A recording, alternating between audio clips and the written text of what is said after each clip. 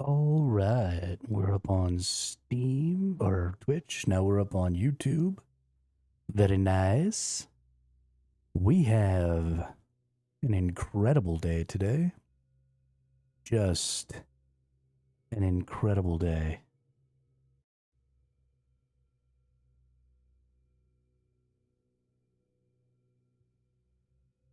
Um,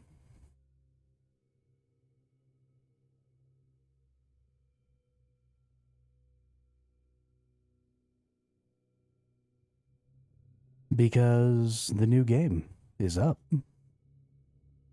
It's up and it's working and it's super dope.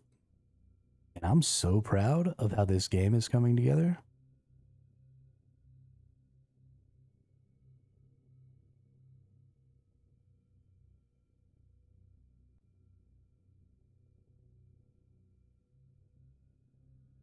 So proud of how this game is coming together. Everything is just going great right now. So we're going to go ahead and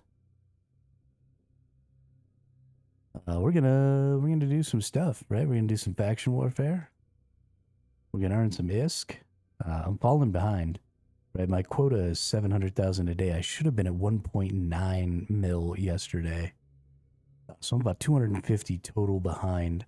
Mostly because of all the work I've been putting in on the game, which is gonna slow down a little bit now because we're getting to a point where the stuff we're doing is not the stuff that's going to interest me.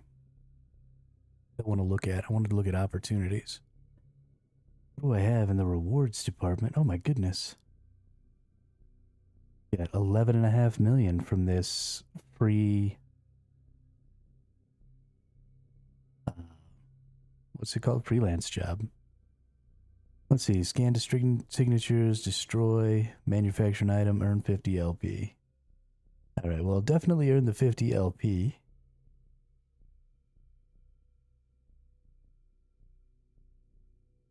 Let's go right in here, and we got lots of stuff in this zone right here.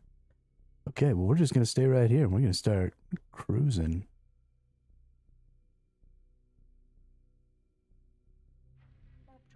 Cruising? Or a bruising?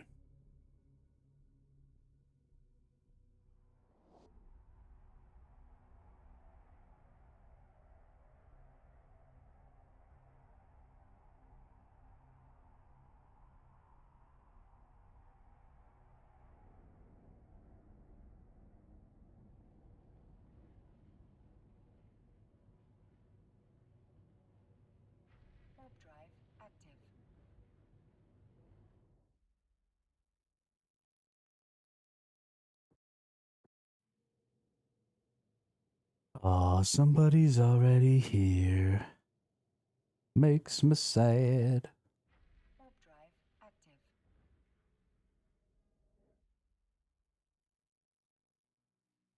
I love the align time and stuff on this thing. It makes traveling around feel so much better and so much more responsive. Just boop, click the button.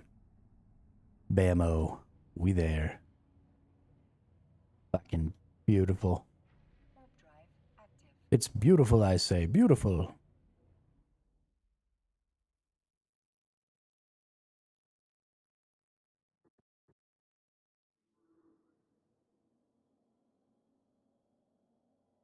Idly dum diddly oodle dum diddly do diddly idly. Idle diddle dum diddly oodle dum diddly o diddly idly.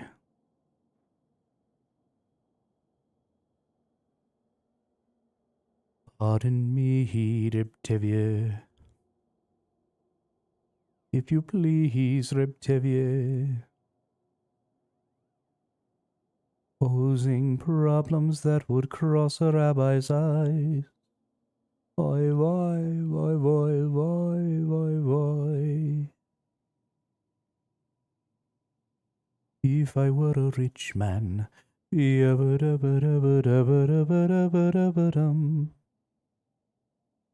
all day long I'd pity, pity, pum. If I were a wealthy man. I'm just in too good of a mood today, y'all.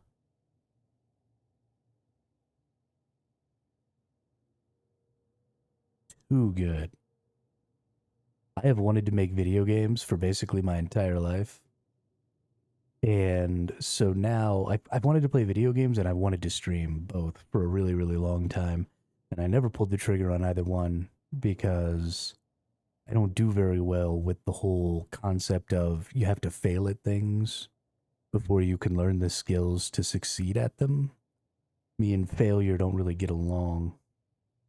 So the fact that the stream itself is going as well as it is, and the fact that this little game that I'm making actually seems to be working like pretty well, is really, really just tickling me pink. I can't. I mean, it's everything that I've ever wanted happening at the same time. And I am just over the freaking moon. Over the freaking moon. Can't stop, won't stop. And I have so many plans for this game, and I can't. Like, I don't even know what to say. It's so good. It's so fun.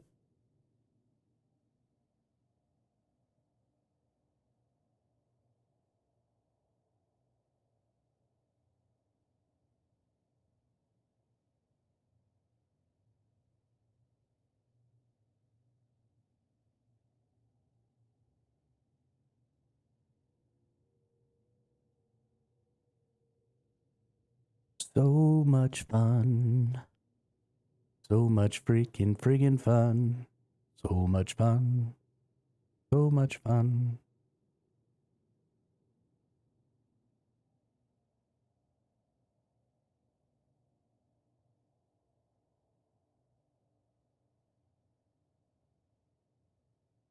But we just sitting here watching paint dry. Because that's what we do. Is we watch paint dry.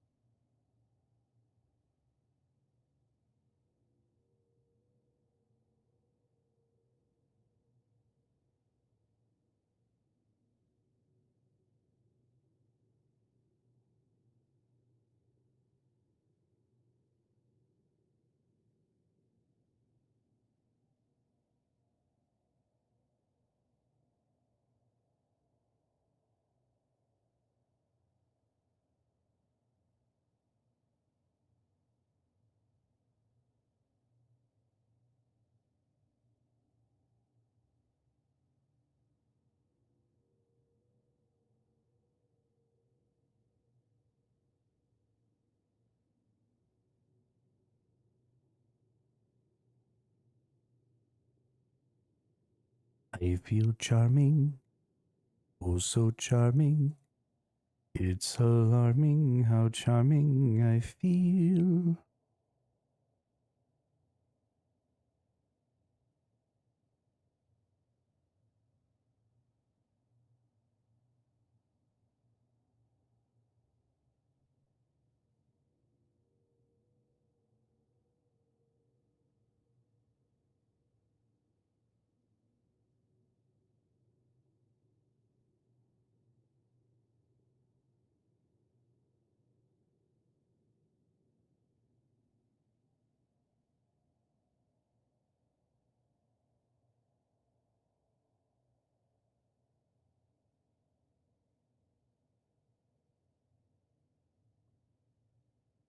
Hey, we got 29 milli over here.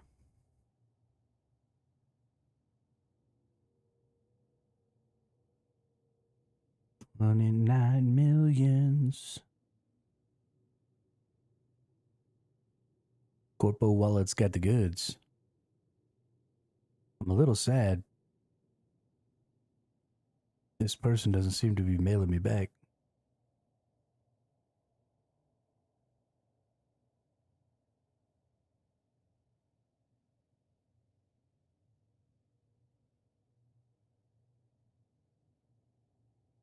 Maybe I just need to sell these things on the weekends.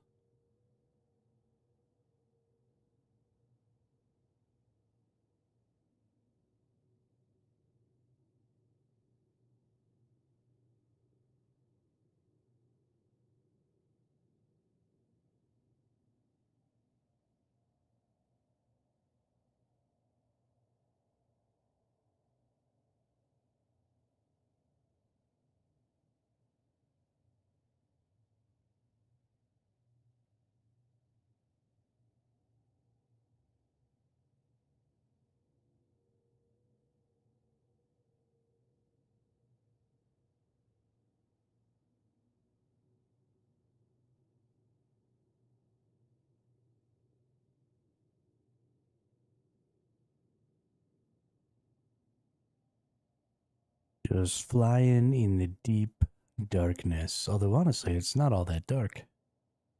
But look at that. Look at how pretty that is. I wonder how accurate this is, how the universe would actually look. You know, how often would you be close enough to a nebula or something like this to actually see it and be, you know, getting light reflecting off of it? Or is it generating the light? I don't even know if it's reflecting the light or generating the light. I don't really know how nebulas work. But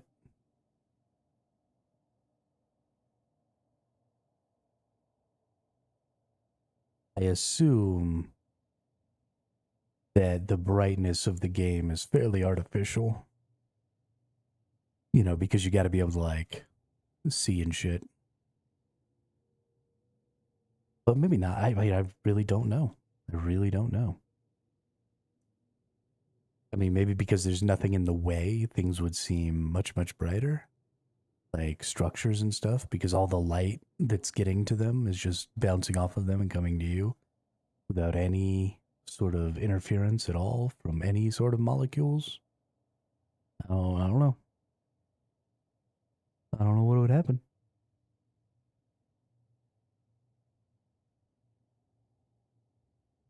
What I do know is that we're going to make some money today on the game. We're going to have some fun playing the chat game. I bumped up the values of the HPs and stuff. So the character now has 500 HP. Or sorry, character now has 1,000 HP. The boss now has 500. And then the number of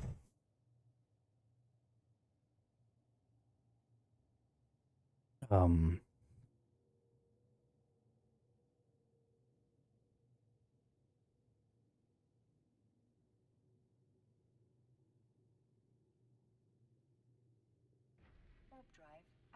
number of possible triggers has been drastically increased. So yesterday we had a total of 21 triggers for the 2 attacks, for the chat attack and the boss attack. Today we have 50 triggers for the boss primary attack, 15 triggers for the boss secondary attack. Hey, Stephen Jones too. Thanks for the follow. Welcome to the chat. Welcome to the channel. How are you? How's your Eve going? We have 15 triggers for the boss strong attack, and then we have 40 triggers for the boss heal. And then those same numbers for the same abilities for the character as well. So the character and the boss each have a strong attack, a weak attack, and a heal. And there's a grand total of 210 trigger words today. We'll probably be bumping that up. I need to find some better themes, but we're doing it. Good dude. Chill time before sleep. Thought I'd see what you're up to. Yeah, just running some faction warfare stuff here while we work on our little game. I'm trying to gamify my stream because a lot of the stuff that I do in Eve is pretty passive and not very exciting.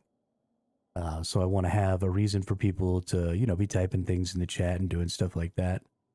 So you'll see, this is a proprietary game that I'm making all on my own. But if you look down here in the bottom left, this is the Thesaurusaurus, and that's the boss. We're doing like a boss fight thing, and this is the representation of chat because I call chat nerds. So this is just a cluster of nerds turned into a person. And so the way it works is there's a list of words that I've got on my bot. And if you type a word that causes an attack either from chat or the dino, then a little animation will play. And then there are themes. If you look down below in the cards below the stream, there are some themes about what words will be each of the attacks. And you can kind of figure out what it is that's triggering certain attacks and then use more of those words or avoid those words to trigger more chat attacks and avoid using the boss attacks. I'm new as of a month ago and only do mining. It's a style which suits me. Yeah, I did a lot of mining for a while as well, Stephen. That was primarily what I was going to do, was just like an industry thing. But I kept getting killed and I didn't like it. So I decided that instead I was going to come out here and do this faction warfare stuff in a ship that has a 2-second align time so I can run the fudge away. Yeah, Thesaurusaurus. I love that little dude. He's ridiculous. Ridiculous.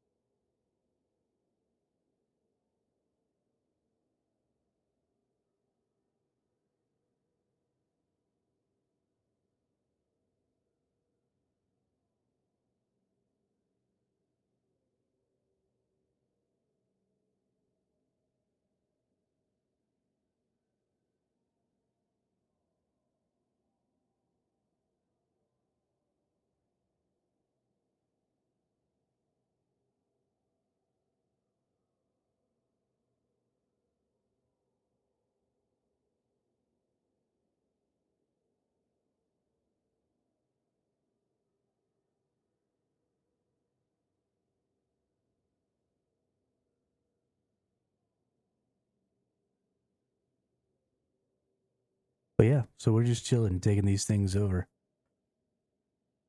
I don't know if you've done any faction warfare, Steven, but the way it works is you get these LP every time you take over one of these sites.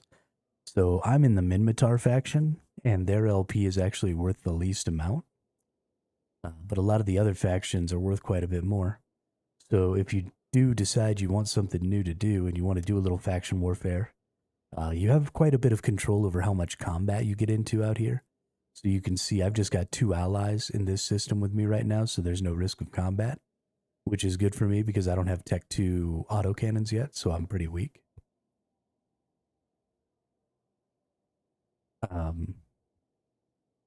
But I can just come out here and take these, and as I get my LP, I can sell this LP by using the donate function. So what I'll do is I'll find, I actually already talked to somebody before, but I'll make sure that I get in contact with somebody who's buying LP, and then you just donate to their corporation the amount of LP that you want to send them, and then they just straight up send you, they give you ISK, and so you just get the ISK directly from them. And then they'll use it to go buy items and sell those items, and they'll turn a small profit. But because you can do it all from anywhere, You don't ever have to go back to don't ever have to go back to the station. You don't ever have to like worry about losing anything or anything like that, because I'm out here in a 2 million ISK ship, and I'm getting, every time I capture one of these, I'm getting somewhere between like 8 and 17 million ISK, and it only takes about 10 minutes to do. So super dope, really easy.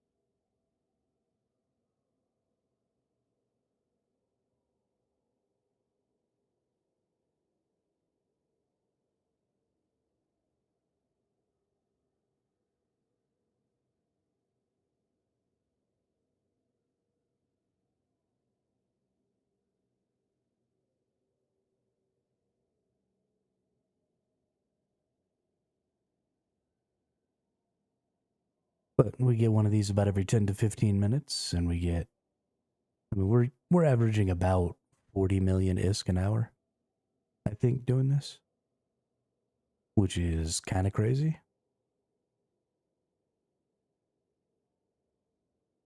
If I'm being honest.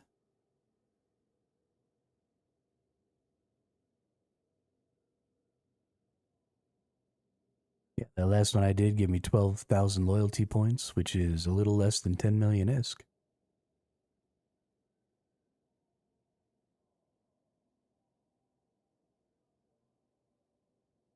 Yeah, I mean, it's totally passive. You gotta be paying enough attention that you can move every 10 minutes. And I like to move away from this beacon location because this is where everybody's gonna come in at. So my ship has a sub 2-second align time. 1.98 seconds. So exactly sub 2 minute or 2 second. So if somebody pops in and I'm actually watching the screen and I'm not like all tabbed out like an idiot, then there's almost no way that I'm going to get caught, and I'll just boop, dip out.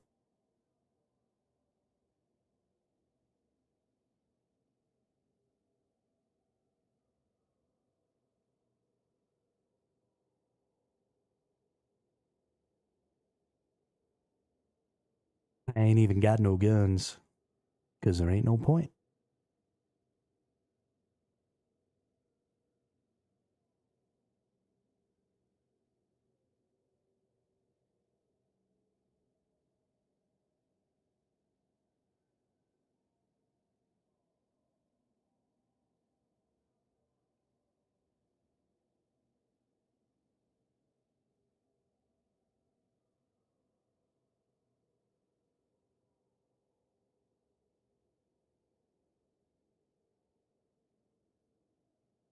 Yeah, I think it's really worth it. Really worth it. It's definitely way more value on a single account than mining in high sec, and it's probably just as safe, especially because you're using such a cheap ship. There's just, even if you die, it just doesn't matter. You can also find, if you look in your opportunities over here and you go to your freelance jobs, I'm using a freelance job right now called Stabilize Aldoden. And it's a guild or a corp is giving out ISK, 500,000 ISK per one of these complexes that I take over for like new players and stuff, I think. Oh, no, it's not even for new players. It's just for everybody. Yeah, so I went ahead and I joined this freelance job. And so I've made 35 million ISK on top of whatever I've been making over the course of the last 3 days, just from capturing locations for these folks. And you'll see I can go in here. Right now I've got 1 million ISK pending for the 2 that I've captured since you've been here. Warp drive active.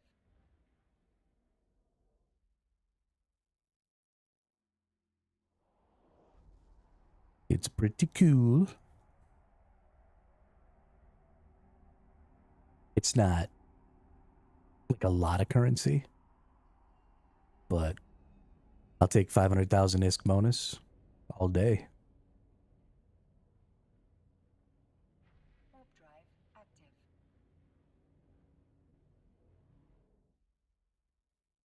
And again, like I'm doing this in an extremely passive, not fighting at all kind of a way, but you'll see. So the regions that I'm going to have some different names. And so the names of these, right? You've got Scout, Small, Medium, and Large. So those different designations are based on what ships are able to come within this ring. So Scout anomalies only allow frigates. Small anomalies only allow frigates and destroyers. Mediums allow up to cruisers.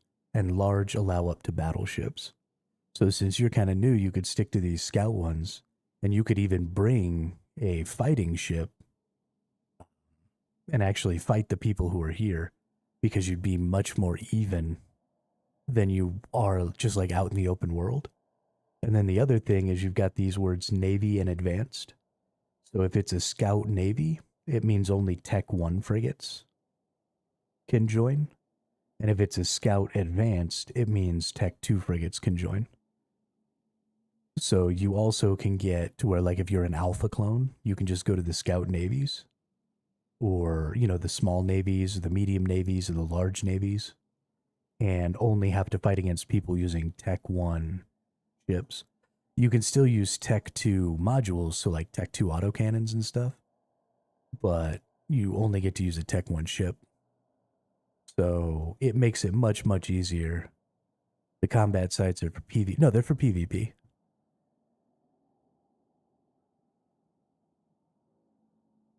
Yeah, so the combat sites do have something that spawn in, but the enemy that spawns in here is actually a Minmatar enemy. So I'm currently in Minmatar space. So I'm doing what's called defensive capping. I'm capturing these complexes from a defensive position, meaning this is within my territory for my faction. And so these enemies that spawn in are on my team. So they don't attack me and I don't have to attack them. If I went into a Mars space, then I would have to attack the enemies, because whenever the enemy spawned, it would stop this timer until the enemy was gone. But this enemy's not of the opposing faction because it's my faction site. So inside my space, it's much, much easier, but you actually get less LP by about 50%. By about 33% than you do from the Amar. So I would get, I'm getting an average of about 10,000 LP right now. If I was in a Mars space where I had to fight these dudes, I would get about 15,000 LP. But because I don't have to fight them, I don't have to worry. And then, of course, the Amar people have a motivation to come here to try and capture these sites, because they get more from capturing these sites, right? Because this is enemy territory for them. So they would have to kill this enemy, and they would have to kill me to be able to take over this site.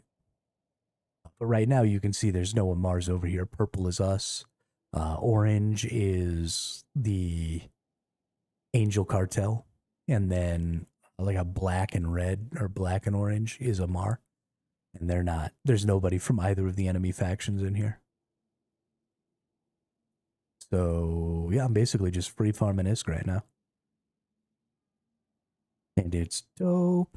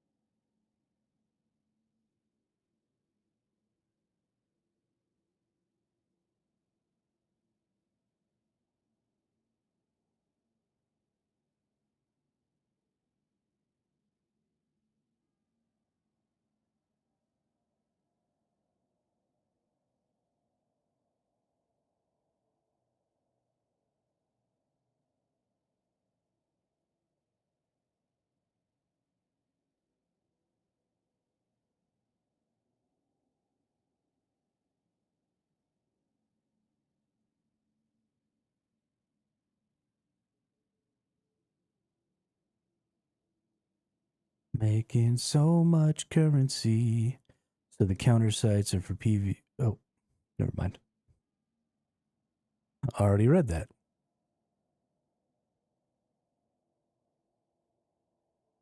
Doobity bop bop bop ba ba doo ba doo ba doo ba doo ba doo bop ba doo bop.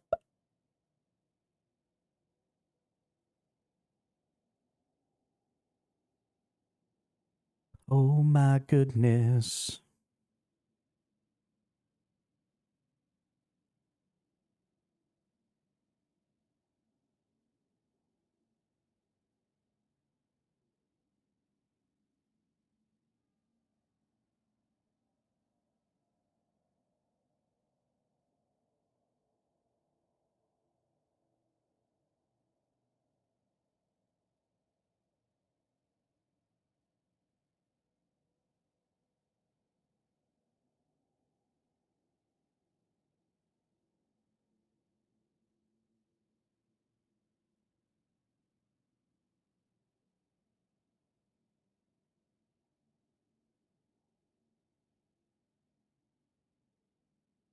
Yeah, the combat sites are anomalies.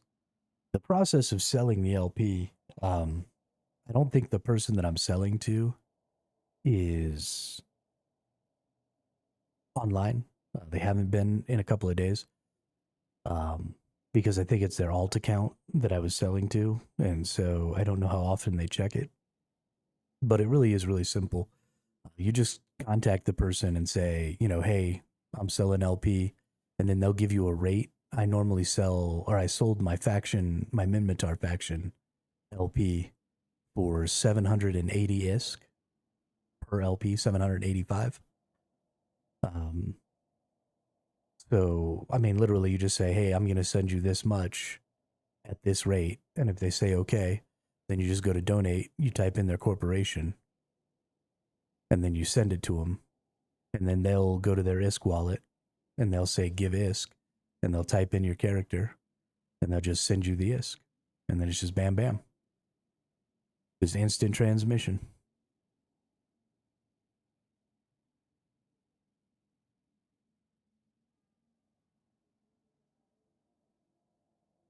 Instant transmission.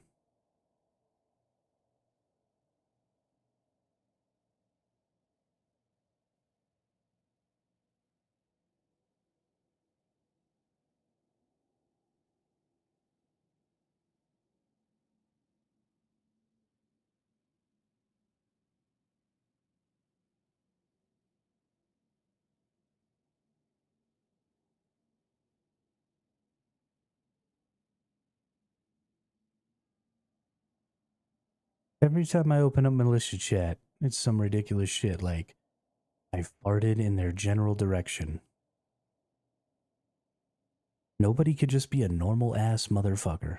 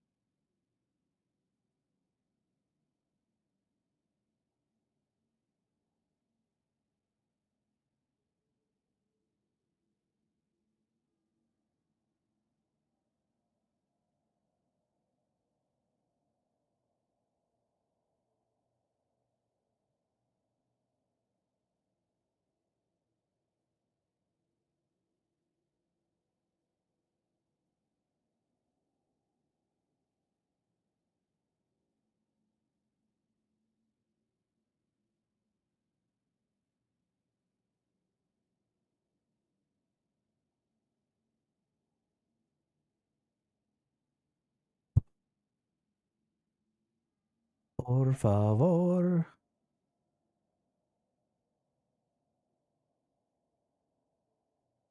we captured it. Wasn't paying attention. This is really the risk of doing this particular activity, is we are out in low sec 0.3 space, so we could totally get murked. There's a person, Thesaurusaurus. They're probably just passing through, but they might be coming to try and kill some peeps. Because you get LP for killing people as well from the other factions. So it's a pretty good way to boost your LP per hour. Just run around murking fools.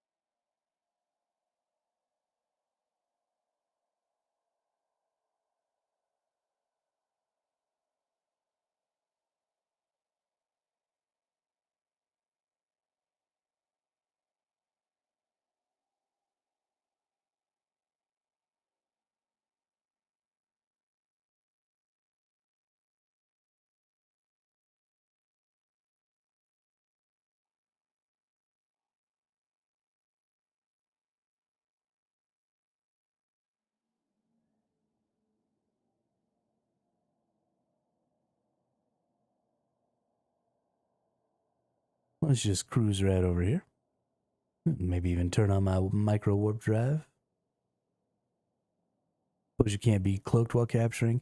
I don't think so. I haven't tried, but I was informed that you cannot. And also, I tried to bring a Venture over here because I thought that might also be a pretty good ship to use. And you cannot use a Venture to capture either. So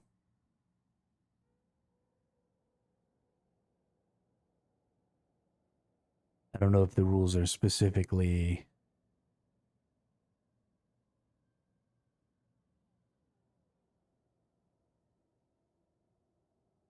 that it has to be like a faction frigate or something like that, or if it just can't be the ore faction, or I don't know. I like the Minmatar aesthetic, so I just keep using Minmatar ships.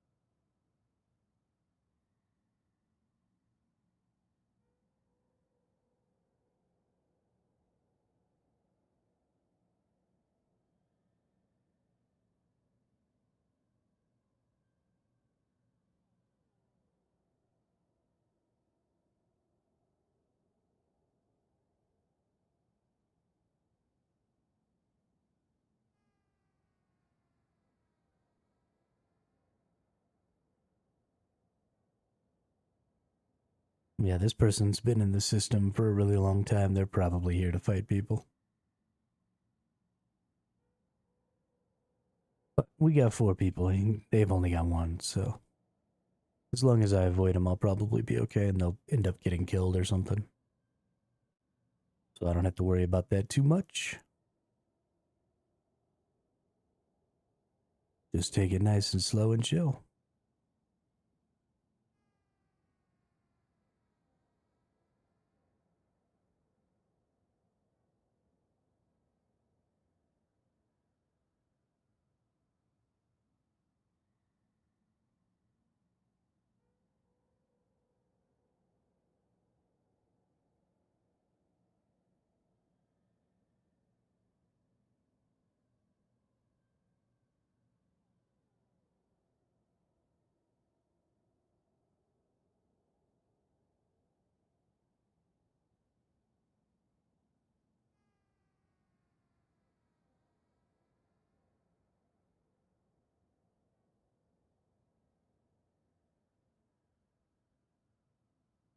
No, one of my allies left. I am slightly more vulnerable.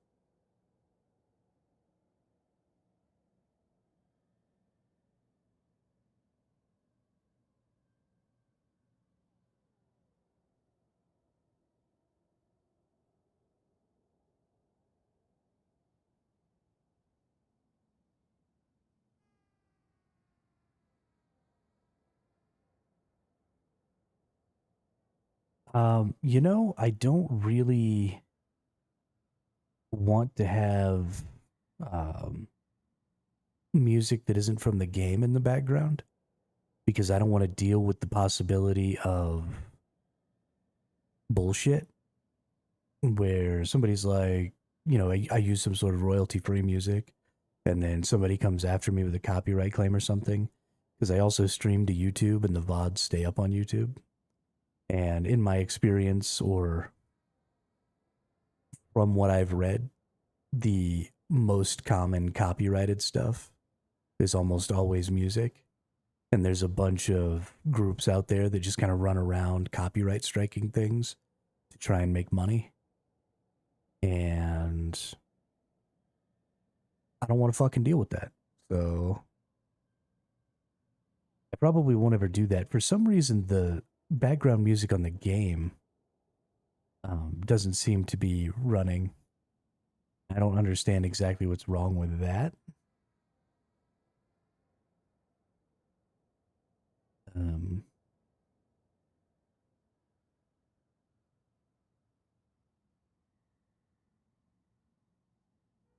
yeah, I have no idea.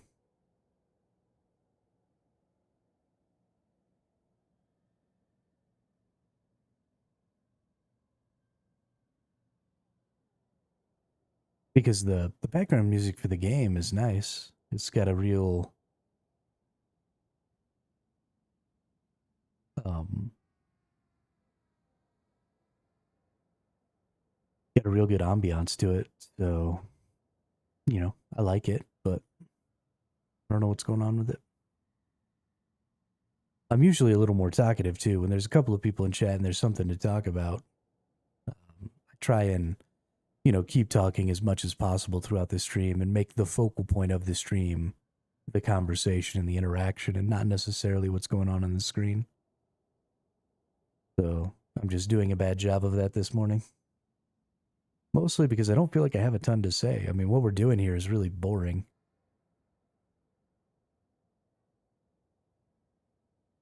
It's just kind of what you have to do to get the grind going on if you don't have the skill as a player to just go fight from a point of disadvantage and win.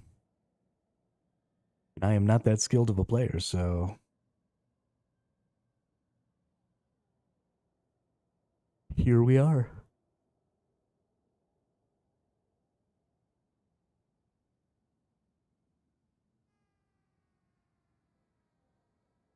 Just chillaxing.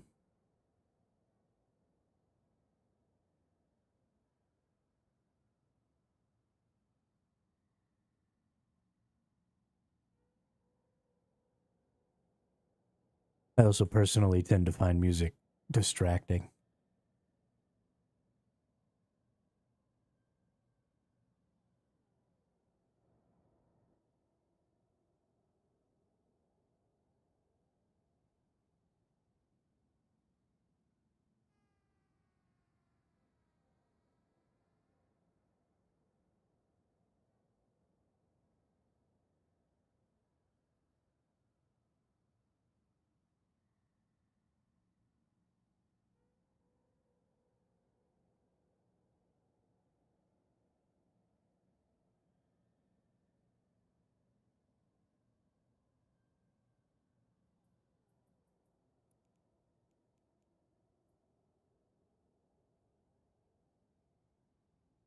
Yeah, I have no idea what the hell's going on with the music.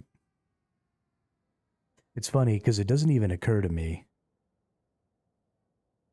that the music's not playing because I don't ever listen for it or even pay attention to it. But I think other people notice and it just doesn't even cross my mind. Isn't even a part of my observation. There's an Amar at black and yellow.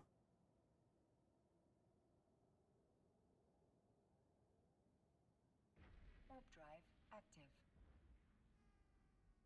Freaking nerds.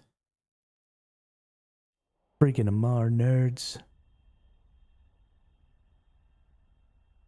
Oh, there it goes.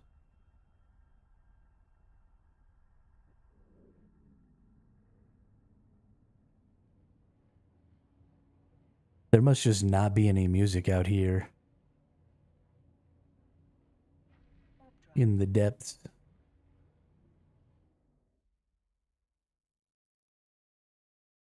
Because it was playing while we were warping there, and now it's not playing again. That's kind of weird. Kind of freaking weird, dude.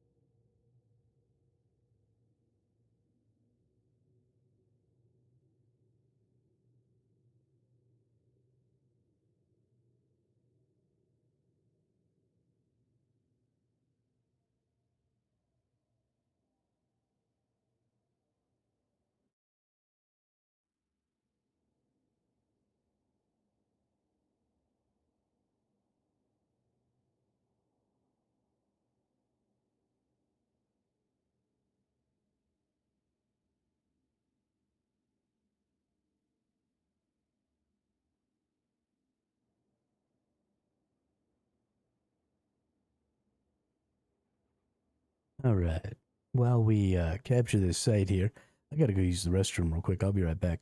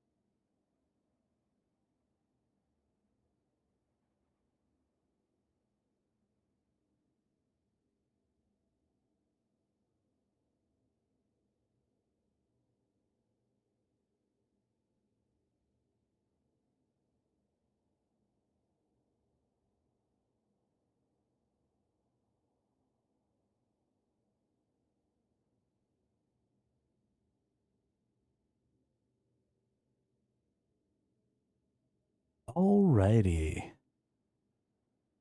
We're back. This is what I like right here. Being able to just earn currency without actually having to even be here. Just get up, go about my day doing things. No fucks given.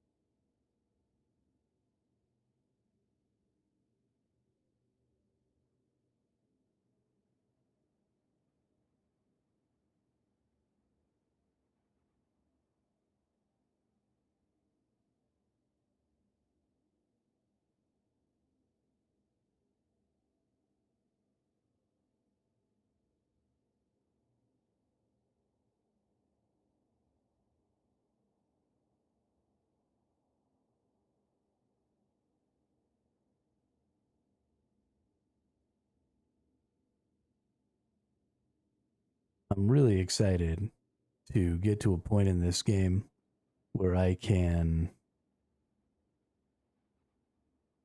um, start actually having some combat stuff. It's still going to take a while because I didn't necessarily use my early game skill points well. I didn't put them into the right things, and I tried to do too many different things, and I wasn't specializing enough.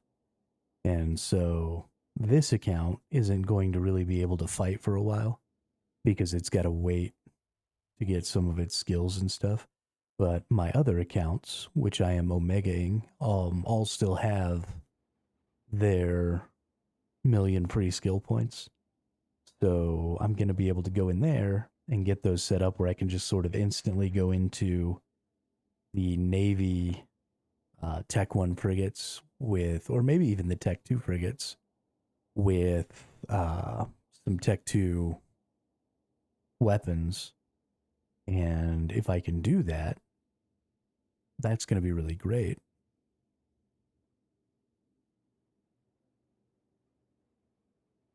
Because then I can start actually having some combat, you know? I could be over here. What are some of the Tech 2s? Or the Tech 1 Navy frigates that might be interesting? We've got the probe. That's not interesting. Oh, the Firetail. There we go. Yo, what's up, Commander Salad? I fucking love your name, dude. I love that name. Commander Salad. It kind of makes me think, you know, I don't read it as a commander whose name is Salad. I read it as a salad of commanders. I think it's hilarious. I'm doing great. We've got the boss fight game back up, and it is much improved now. Much improved. The boss has 2 attacks and a heal. Chat has 2 attacks and a heal. And instead of only 21 words that were registered as triggers yesterday, there are now 210 words that are registered as triggers today. So much more opportunity for triggering the attacks. Everything's got much more hit points. Yesterday, the boss and chat only had 100 hit points each. And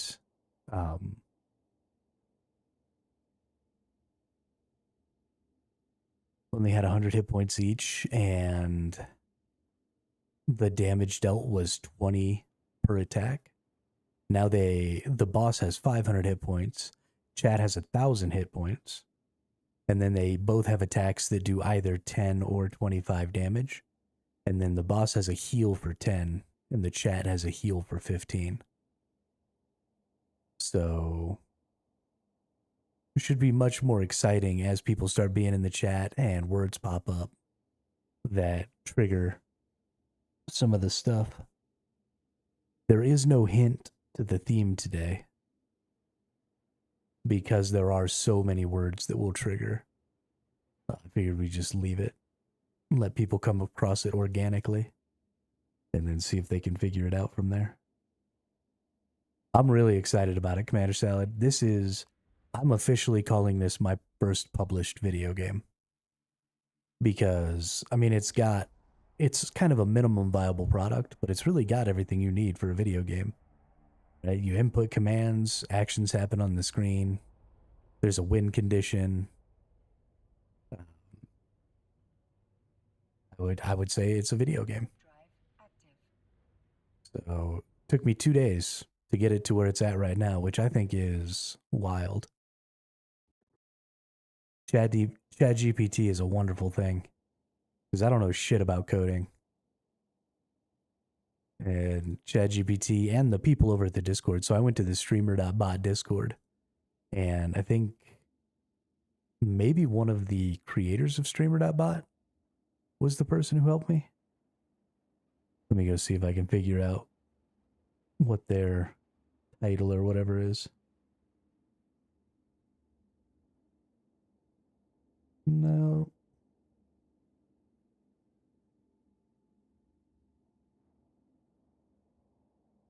It just looks like they're a manager. Not a creator, but really nice people over there. Super helpful. Got me going in the right direction.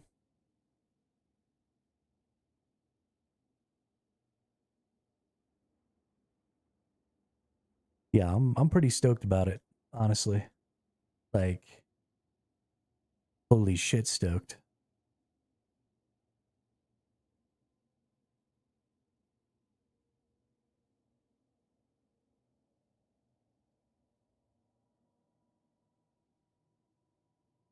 Especially because, you know, playing the EVE Online is a little meh. Right? It's got a lot of sitting around waiting, so we really need something to gamify the stream so that people can be doing stuff while we're kind of just sitting around watching things happen.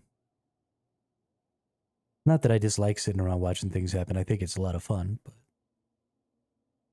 definitely the game needs a little more to it. Or the stream needs a little more to it because the game is kind of slow.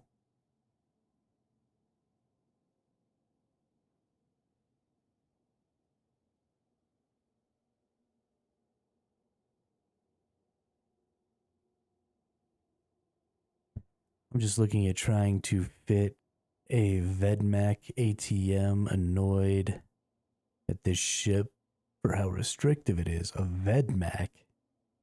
That's another thing we could be doing is we could be looking at ship fittings while we're kind of sitting around waiting.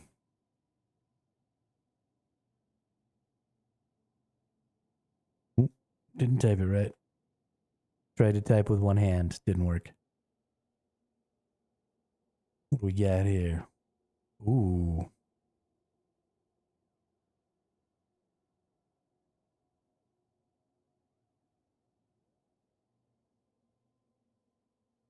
Heavy entropic disintegrator. Damage. Optimal range. Well, that's interesting. So it's like a support ship, but it gets all these bonuses to the disintegrator. I don't know if I like that. I don't know if I want a weapon Or I don't know if I want weapon bonuses on my support ship.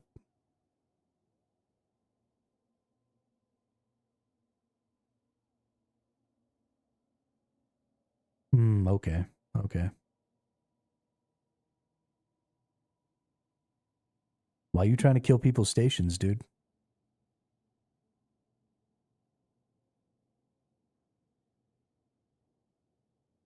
They put in all this hard work, build up stations, then you're just gonna run around killing them? What an asshole.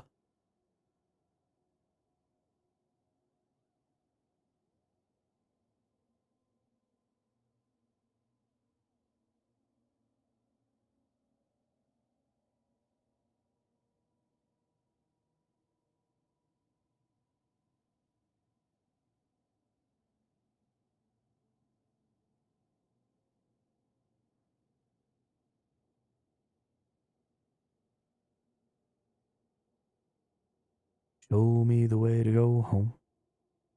Tired and I wanna go to bed. Had a little drink about an hour ago, and it's gone right to my head.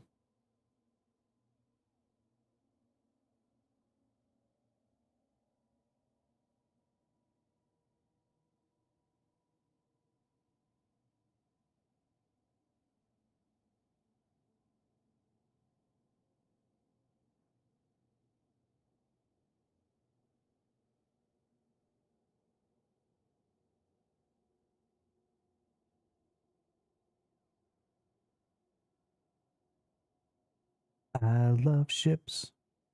So many ships.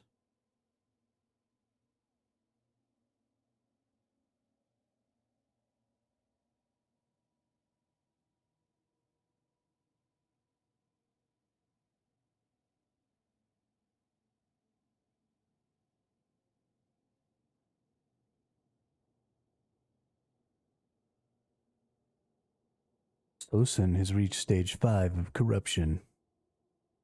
Stupid angel cartel. What a bunch of freaking nerds, dude. What a bunch of freaking nerds.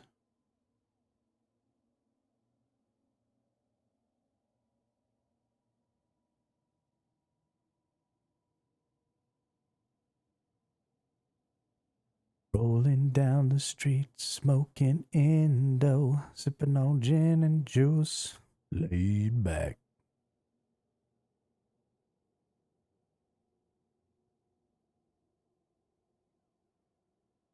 With my mind on my money and my money on my mind.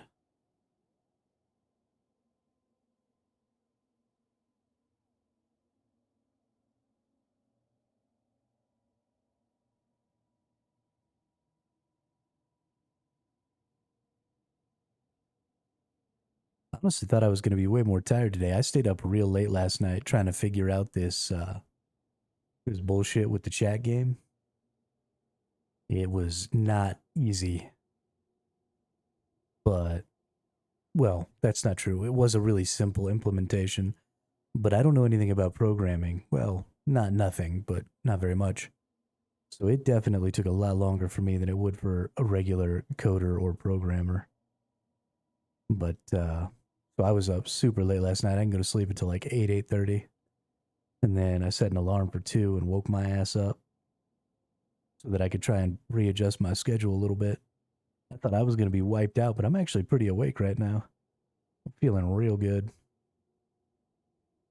I am so freaking hype about this chat game. I'm not going to be able to shut up about this for weeks as I work on it.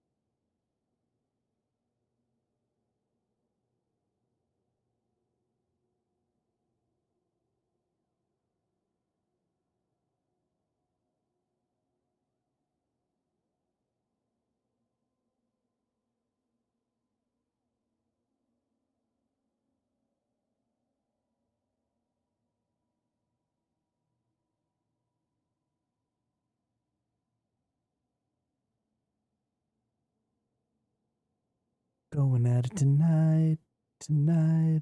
Standing on the rooftop, top of the world.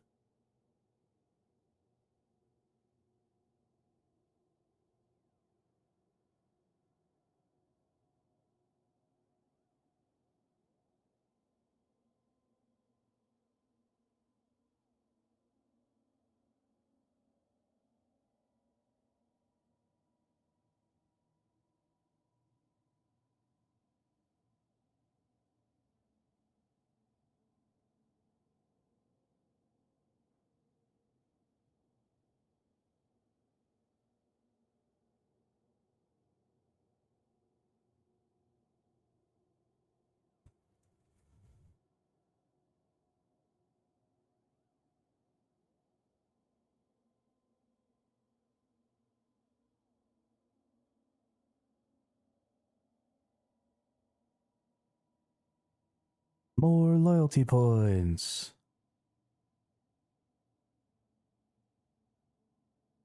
Warp drive active. I'm just going to keep going to these smalls. They're super easy. They give plenty of loyalty points. They're real fast.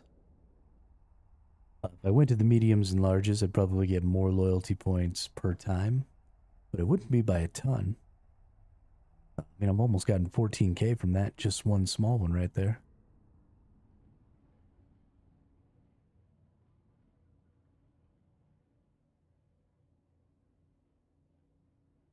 This is just such an easy way to earn currency.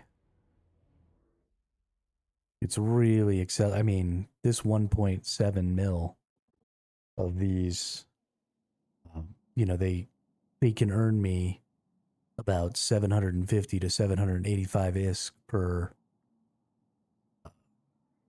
loyalty point here. So if we get 173, we'll put 1.73 mil. And then we multiply that by, call it 750. I mean, that's 1.3 bill right there. That's more than a third of the way. And this represents 2 days, a little more than 2 days.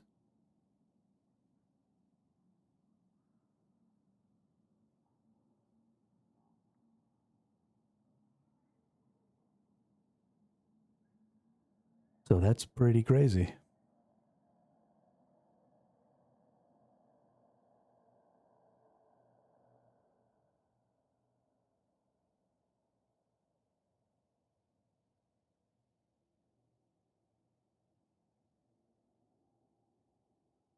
Being able to earn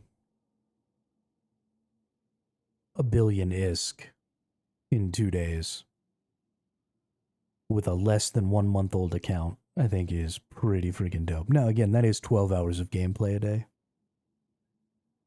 So it's not really 2 days. It's more like 6 days for a regular person. You know.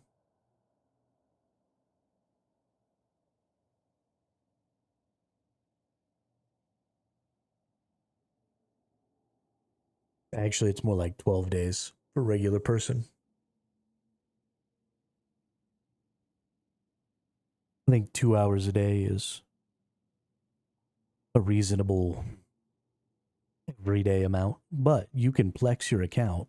If you play 2 hours a day, every day for a month, doing this would flex your account, or at least get you really close. So, you know, while you're earning those early game skill points and getting those early game skills up, you'll be able to be an Omega so that you can learn the Omega skills. It's not really fun gameplay, and it's not really interesting, but that's kind of the way the early game of this game works. You just don't have a choice but to grind out currency to keep your Omega so that you can be skilling up Omega skills, unless you're going to pay the $20 a month, which I think is a total scam.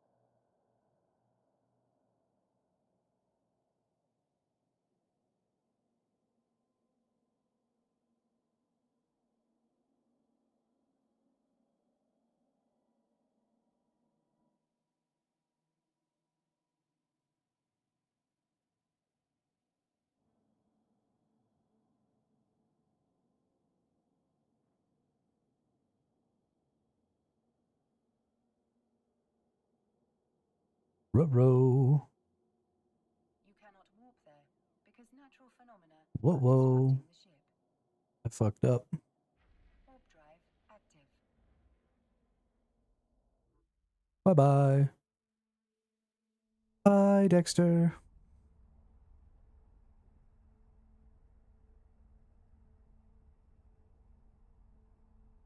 That dude thought he could kill me. You can't get me.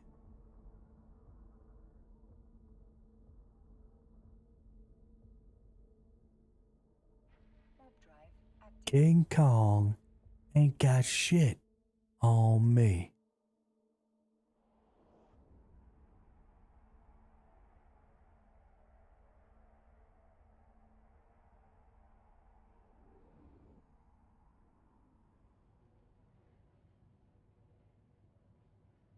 I actually think that this person was probably just going Active. to go get the points. I don't actually think they were looking for me. But it's, oh, well, now they're gone. Maybe they were looking for me.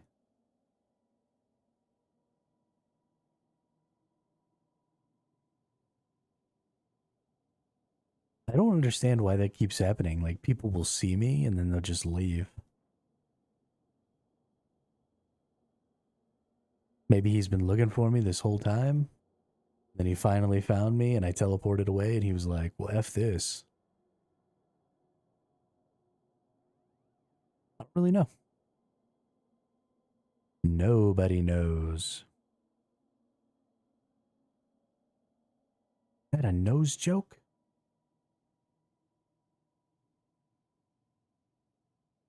So the next big thing for the game here is animations. And then we'll start getting more sounds. And then we'll start making new bosses. But I definitely think that the animations are the thing that is the least fun about this game right now. So we're going to do just like regular 2D PNG animations. And so what we're going to do is we're going to use, there are programs or file types or something that PNG tubers always use. And then they link what the PNG tuber is doing to what they're saying or other triggers, you know, their streamer board or whatever.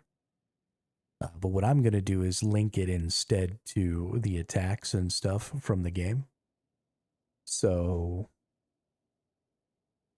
you know, we have some effects that we need to do. We need to get some border shading. So, when there's an attack that happens, it can flash red. And when there's a heal that happens, it can flash green. We need to get, you know, a shader that can go on, or a filter that can go on the character, or any of the characters. So when they get hit, you know, maybe they flash red. We might just do that instead of flashing the whole screen red. Flash them red and green. We need to get some PNG animations, which will require lots of different images, right? Because PNG animations are basically flip books. So we'll be looking into that. And then we'll try and get some different sounds. Right now we've got really, really basic sounds. And we'll try and get some different sounds that line up really well with the look of those images. And we'll start really working on just the overall polish of some of this stuff. And then once we get that done, we'll start adding more bosses and we'll figure out the logic required to have like some secret bosses. Something I want to do is I want to use like really, really obscure words or obscure phrases that people might say, and, you know, have just those specific phrases or those specific words or repetition of words.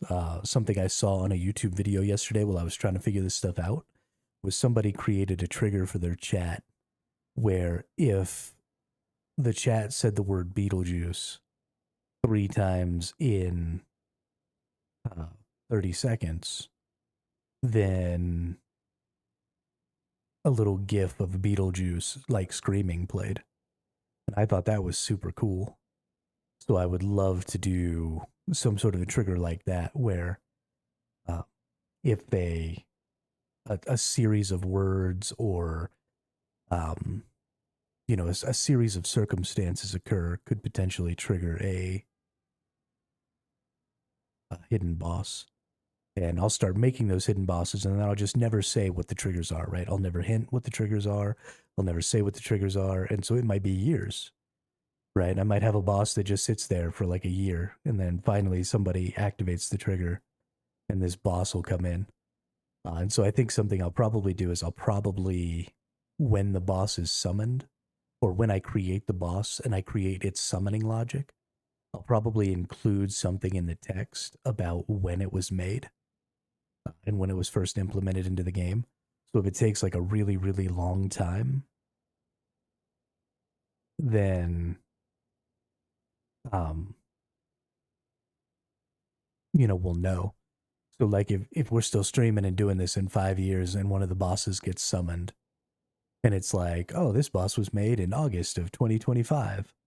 It'd be like, oh, wow, this is like all the way back from the beginning and we're just now getting this boss. I think that'll be super cool.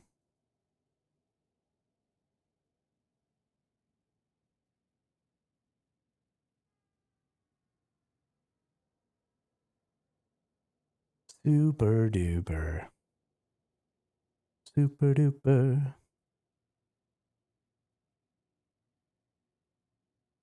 If you're blue and you don't know where to go to, why don't you go where fashion sits? Put it on the Ritz.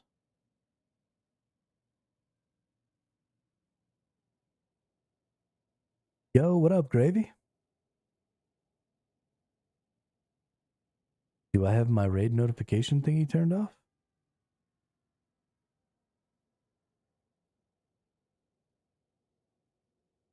No. Oh. How did you figure out that it was Strike? That was quick.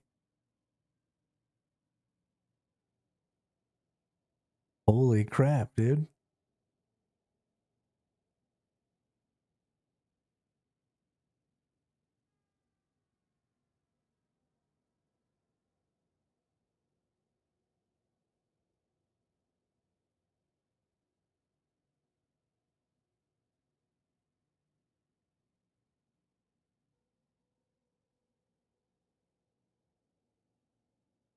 Oh, there's something wrong with that specific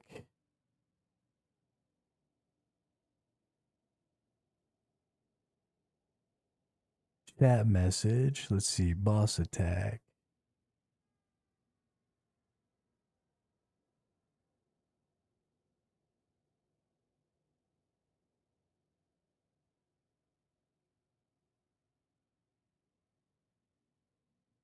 I was delirious.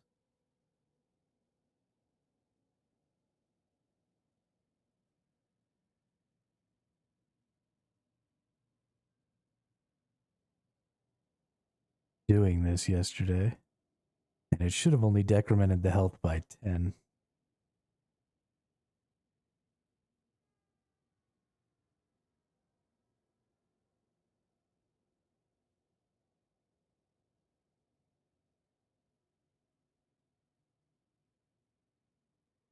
All right, let's give chat back 10 hit points here.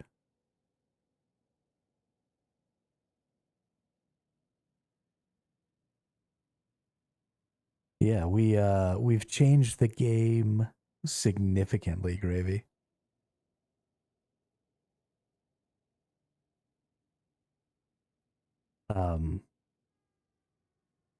So now the boss has 500 hit points and chat has 1,000.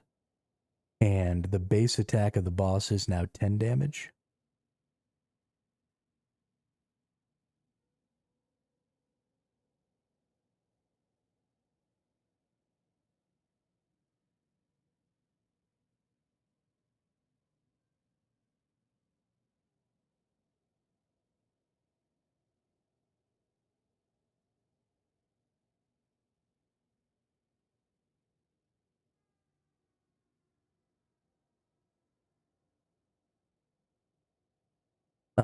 And the base attack of chat is now 10 damage.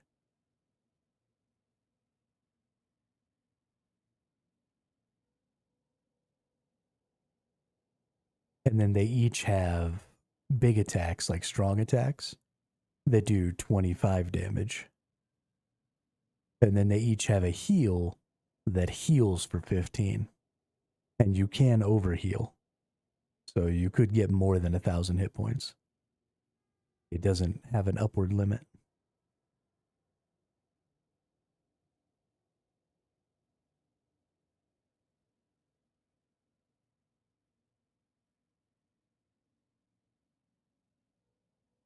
Womp womp. Just so you know, so there is no hint in the title today. Because there are so many more words that can trigger things, I've stopped adding hints to the titles because instead of the 21 words that we had yesterday, we actually have 210 words that can possibly trigger some sort of an action today. Each of the main attacks, the light attacks, have 50 words. Each of the strong attacks have 15, and then each of the heals have 40 that can possibly trigger them. So it'll be chat's job to, just keep actively saying stuff in chat until they happen upon the words. And then, try and figure out what the theme is based on those words. And then try and use more of the words from that grouping to re-trigger that attack. So, the rule for the Thesaurusaurus is still the same. It's synonyms, but it's not antonyms, no. I rechanged. Sorry, I forgot to put a rules thing in here. I did change the chat, so it's no longer based on the antonyms of the boss, because that was specifically going to be the Thesaurusaurus's gimmick. So chat is just always going to have a random theme for its attacks, and that theme is going to change periodically based on how many of the words get picked. So yeah, the two themes for the two attackers, the boss and chat, are different. The Thesaurusaurus is still all synonyms, but the chat is just theme based. So, if it was like country western singers could be the theme or something, then it would just be any random country western singer would trigger the attack instead of synonyms. And then the Thesaurusaurus has a gimmick that is synonyms. And other bosses in the future will have other themes or other mechanics based on their names. And I'll describe their mechanics down in the card in the chat or on the channel.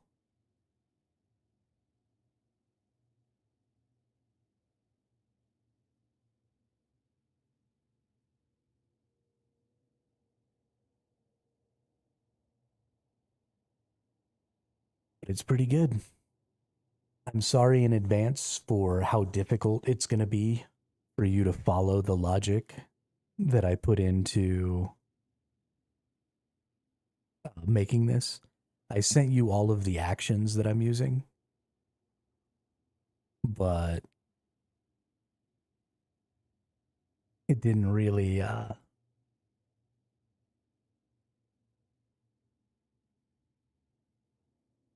it wasn't very clear. I don't really know what I'm doing, and it's definitely not documented well.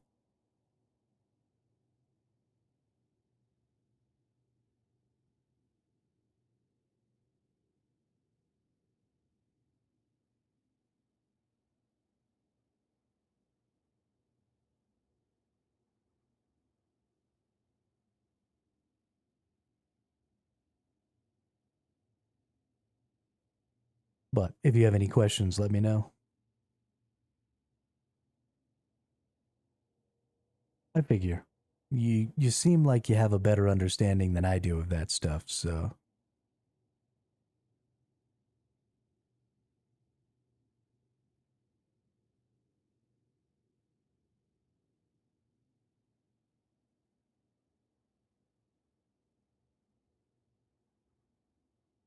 but if you can't understand or if you can't figure out what one of the sub actions does, let me know. I'm sure you'll figure it out because you definitely have a better grasp than I do, but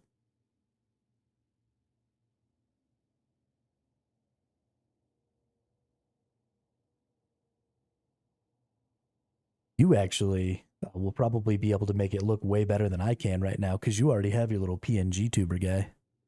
And he's already kind of animated, and you're a pretty good artist, actually a really good artist. So you'll probably be able to do your own like animations and stuff because your OBS already has all that set up for your little PNG tuber guy, right?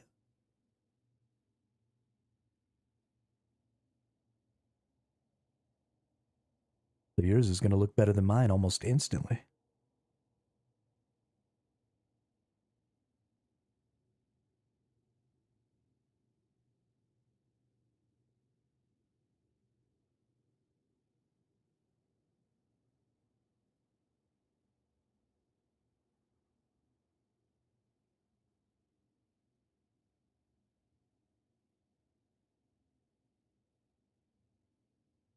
If you're blue and you don't know where to go to, why don't you go where fashion sits?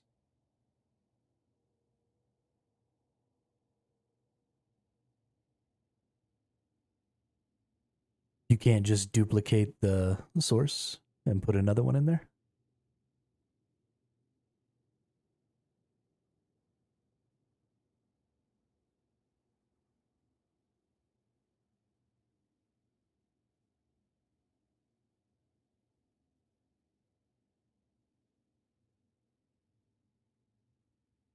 Interesting.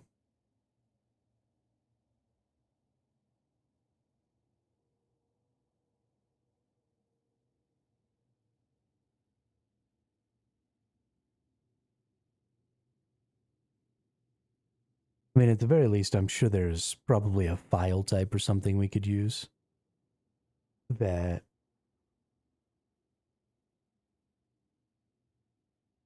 Nope, you need to load each PNG tuber in, and you can only load one at a time. Interesting. Well, if there's a file type that we can use that'll just run basically a flip book of images with a certain delay or something inside of them, then you could just, create a media file with your images and then do like I'm doing now, which is turn off the visibility to the static image and then turn on the visibility to the attack image or the attack media file. And then play You cannot warp there because natural play the animation that way as it goes through like the flip book of the static images. So it doesn't have to be, super animated. It can just be, 5 or 6 frames. It doesn't have to be something crazy.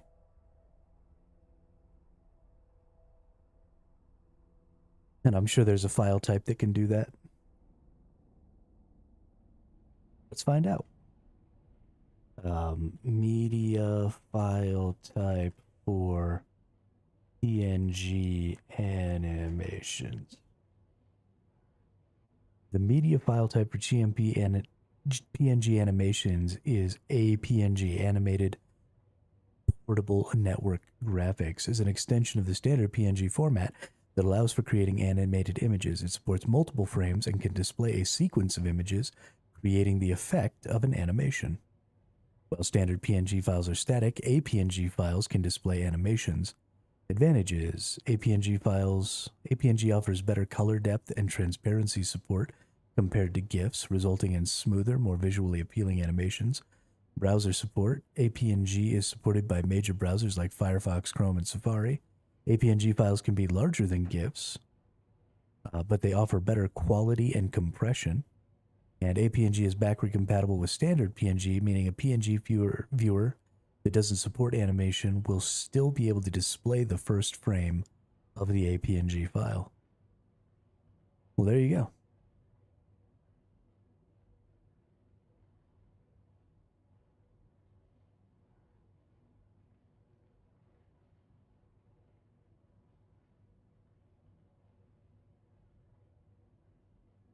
Yeah, so you just create the animations with, a bunch of static images, Warp drive. and then you throw them all into an APNG file. And then once you set it to visible, it should run through them. I don't know if there's a way within an APNG file to change the time delay between each image being shown, each frame being shown, or if there's just like a standard.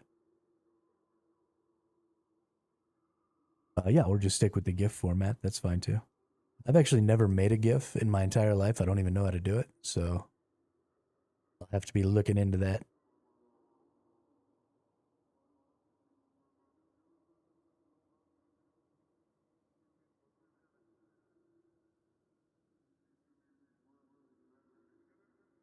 Have to be looking into that.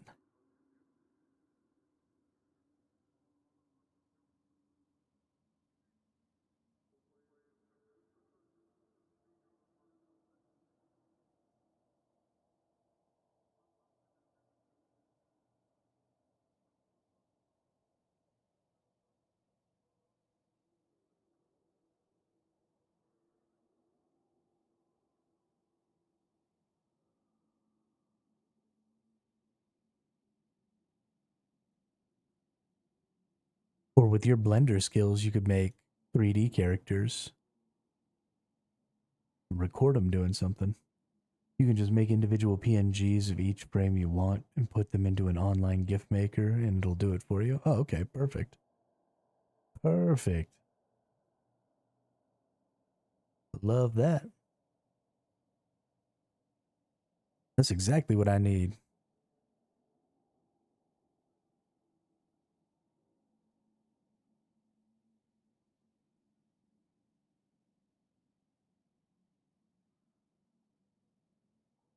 Now I just got to get the different frames, which is going to be much more difficult. Because I cheated and used an AI to generate these characters. And its ability to use object permanence is not necessarily that great. So trying to create multiple frames is probably going to suck. If I was even remotely a good artist, then it wouldn't be a problem. But I'm not, so I guess maybe I could do some stick figure animations.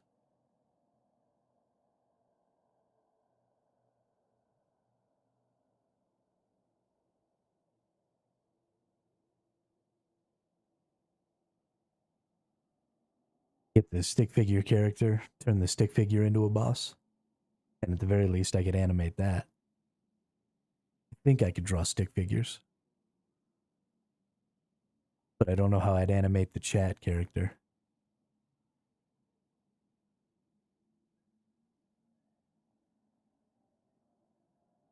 Sounds awful.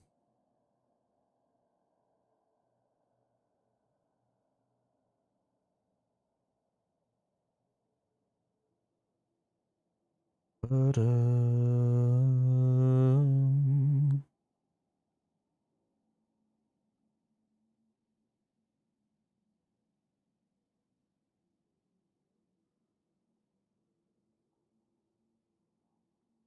I can't believe you came in here and the first thing you did was get the boss to fight to attack the chat again.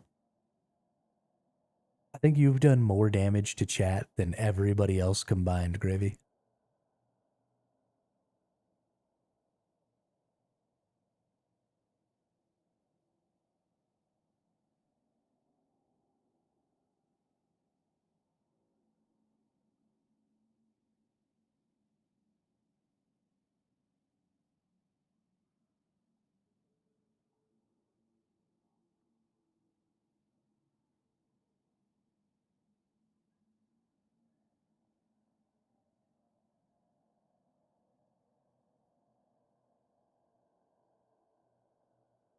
You are a villain. You're the villain. The villain of chat's story.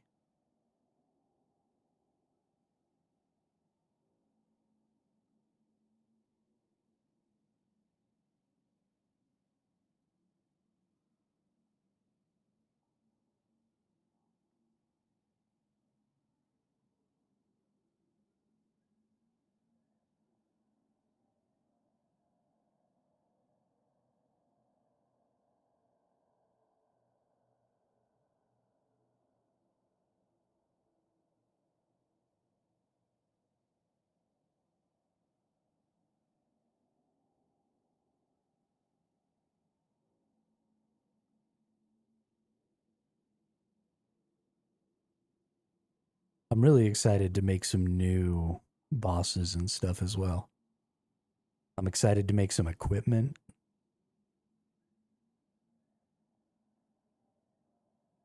All going to be super dope.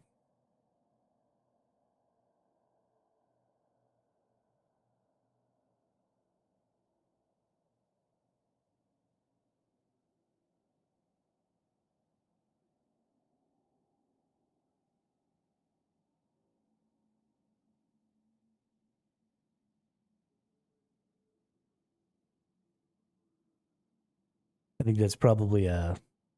I don't know.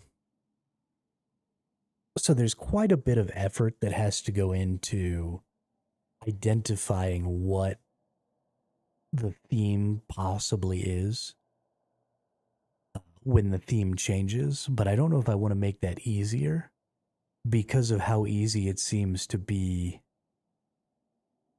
to trigger lots of attacks and stuff once the theme is known.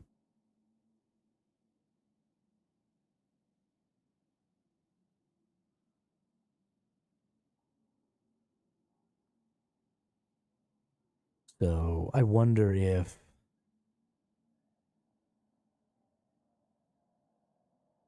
um,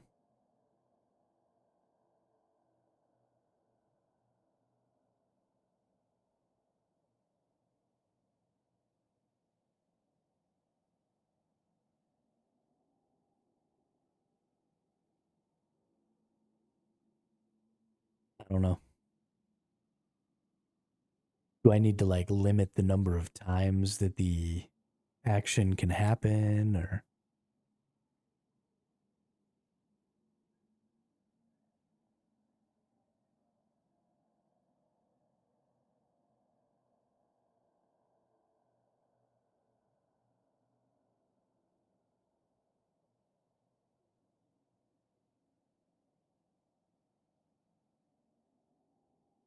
theme could be anything in the world, someone will find it for sure. Oh, absolutely. Absolutely. And it's I mean there's like I said there's 210 words that can be triggers across the 6 possible attacks. And that number can be scaled pretty infinitely. The way I generated the word lists was very much the same way I generated everything else was I just went to an AI and I just said, generate me a word list using this theme. I need X number of words. And then it just shit out a bunch of words. I could have come up with the words on my own, but that would have taken an hour instead of seconds.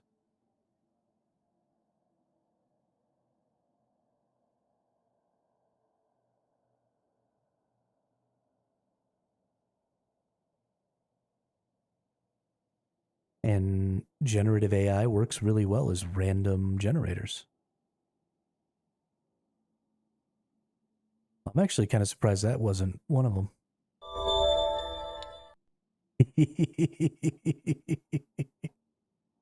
There we go. There we go.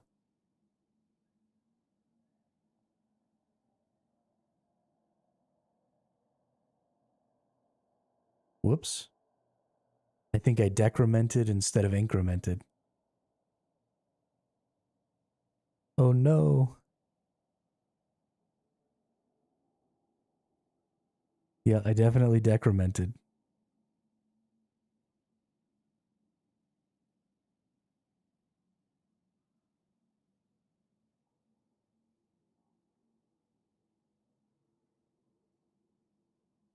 All right. You now have 1,005 hit points. Good job, Gravy.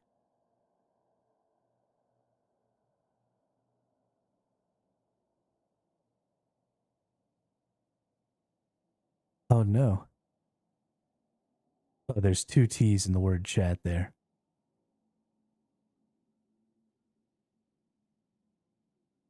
No, no, there isn't.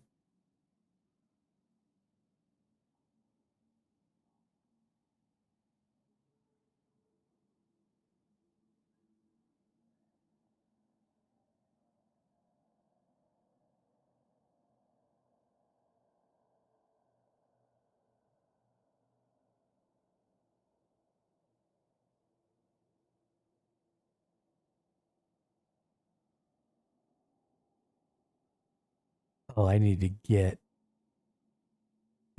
the variable.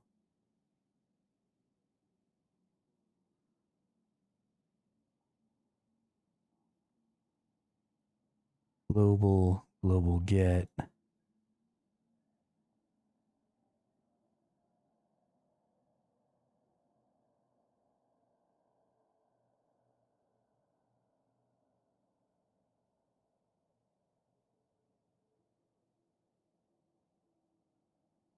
Okay, should work now.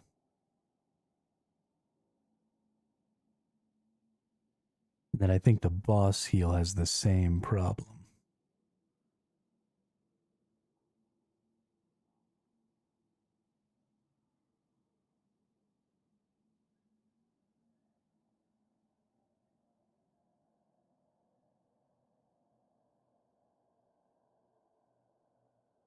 Okay.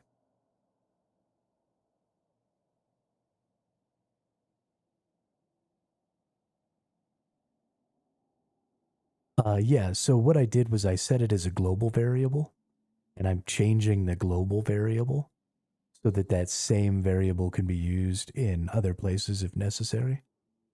But I forgot to get the global variable into a local variable inside of the boss or the chat heal action. So when I called the local variable, there was no local variable, but I just fixed it.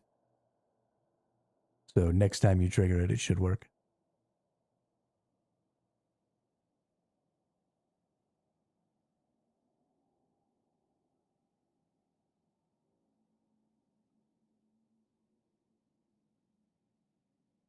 And then I incremented instead of decremented.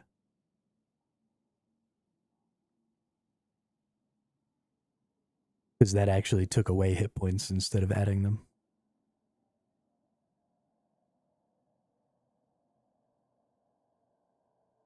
Oh, we gotta move.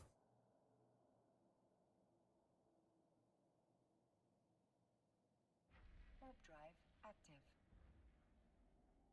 More free currency.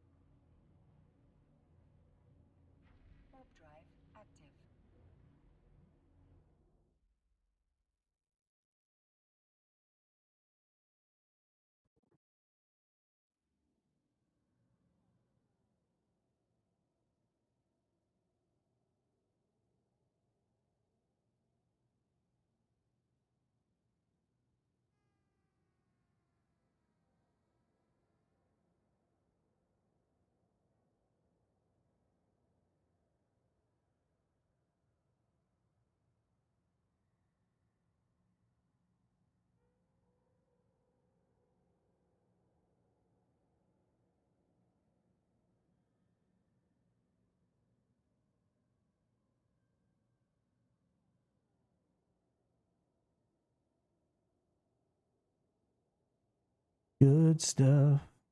Everything's working. So good.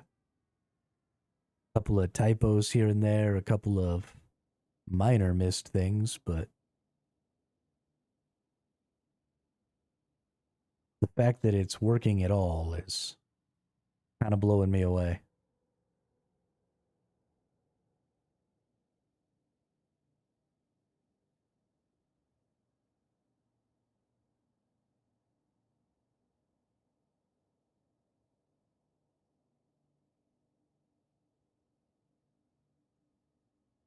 Well, that's weird.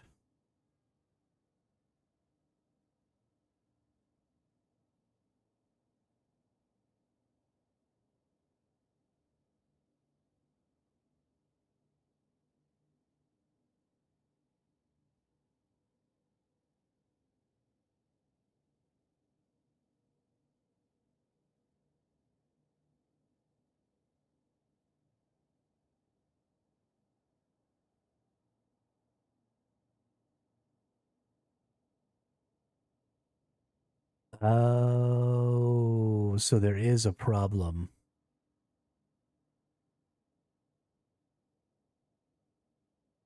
Um,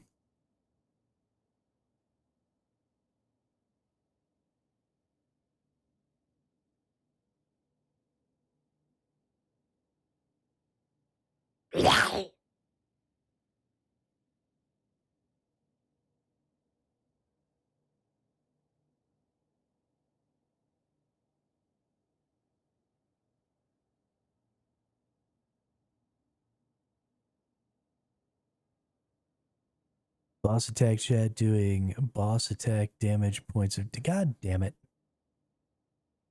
Well, at least it incremented the right amount.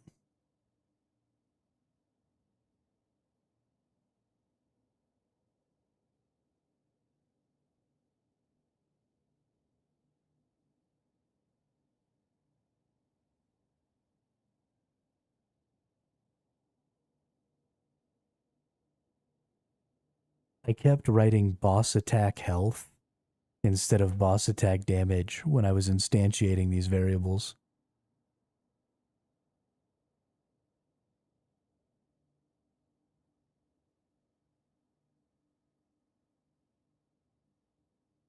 Yeah, I mean, that's supposed to be kind of the fun of it, though, Gravy. Is, you'll just be regularly talking and then you'll hit on something that um,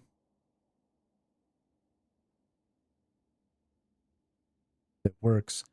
But I actually have a huge problem, and that is that the implementation of my code right now only allows for single word triggers.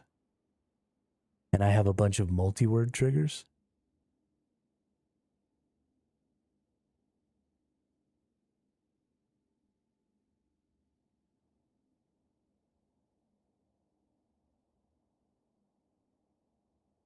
Specifically, the chat heal has a lot of multi word triggers.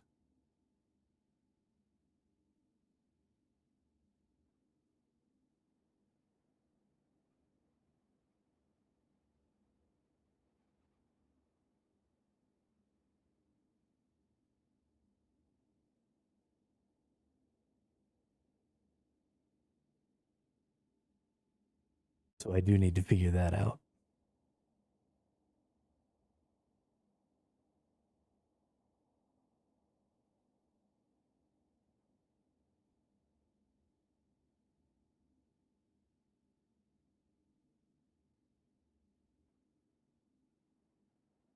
We may just have to keep it to single words.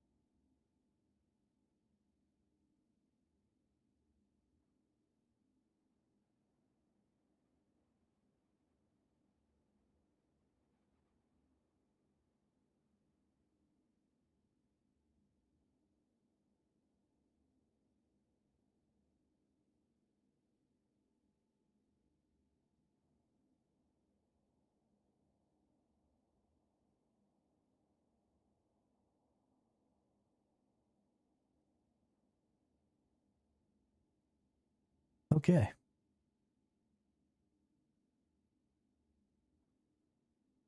Word, point, and letter.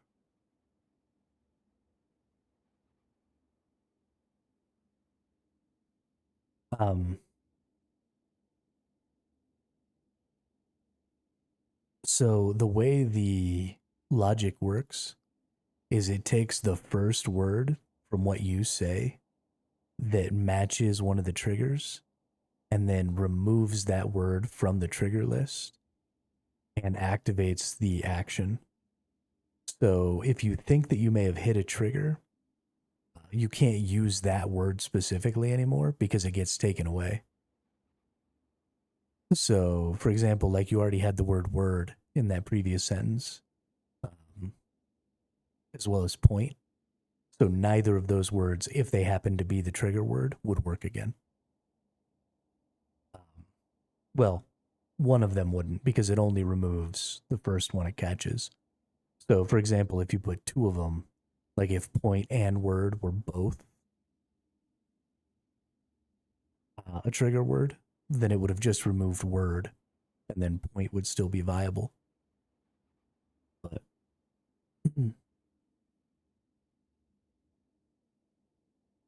so the big thing, and I think the thing that makes the game most interesting is that you have to figure out not only which words you triggered, but also what theme they're referencing. And so I think that's just super, makes it super interesting and super hard.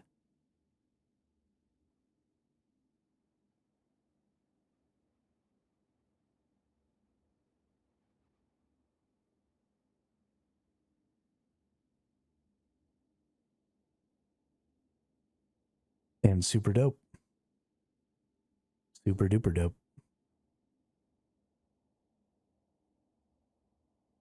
Happy, happy birthday from all of us to you. We wish it was our birthday so we'd be happy too.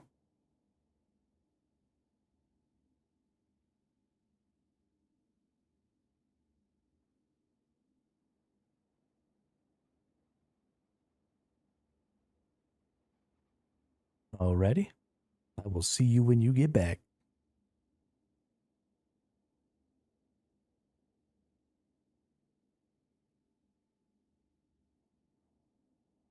Hell, it's so quiet out here. I might go something to eat too. Give me some rice and beans.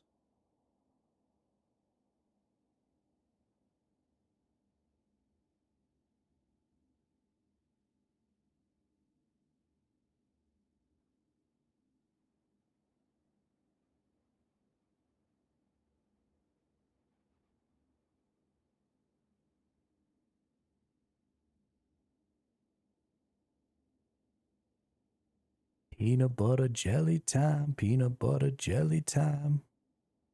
Peanut butter jelly with a baseball bat. Peanut butter jelly with a baseball bat.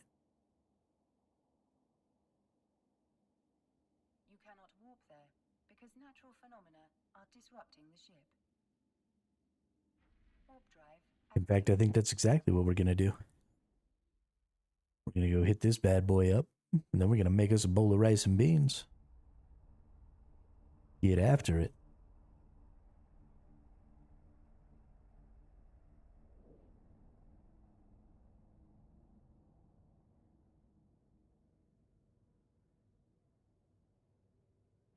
warp drive active.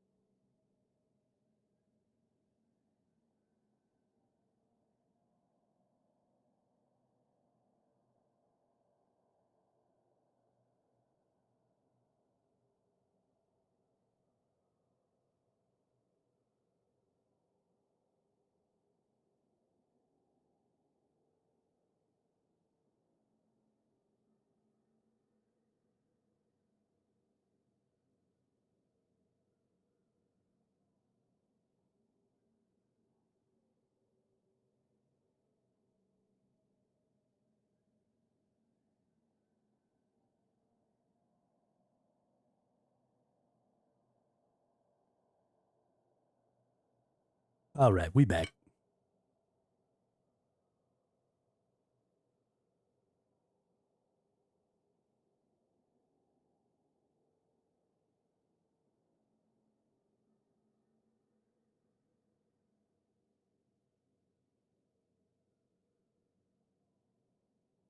Tell you what, nice bowl of beans and rice, a little cheese on top, a little Japanese barbecue sauce.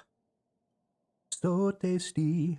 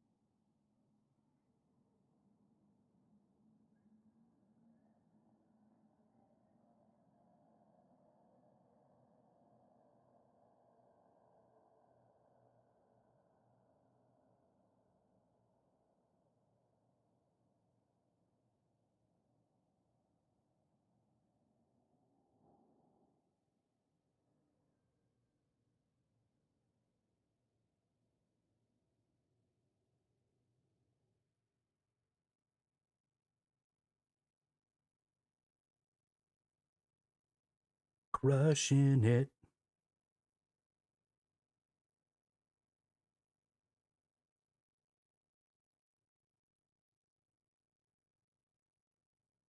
Making so much free currency.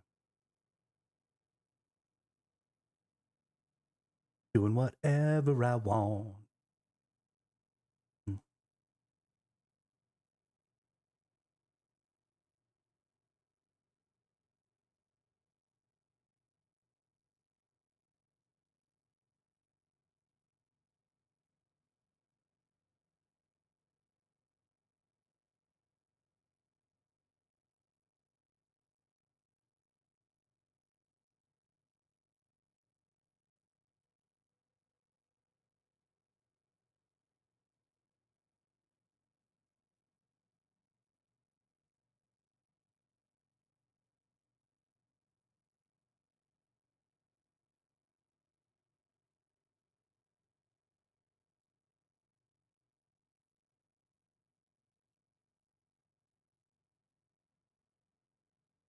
So freaking tasty. One of the other things that I need to do is instead of using restreams, automatic text sharing thing, I want to go ahead and um, use my streamer.bot, cross over the chats, because then I have a little more control over it. Because I can stop it from duplicating my chats. And then when my bot is always saying it's coming from me,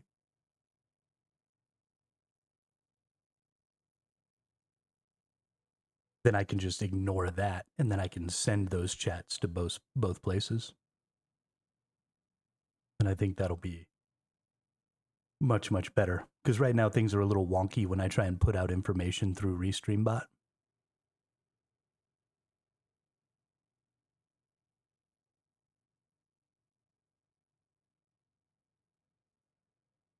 So we're gonna fix that by getting our own version of chat duplication. Chat duplication, I think, will be pretty lightweight. It'll just have to take in every single chat message as an argument and run concurrent to our boss game.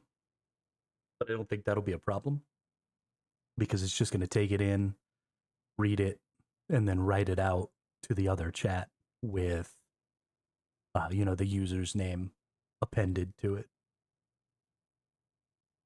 So easy peasy lemon squeezy.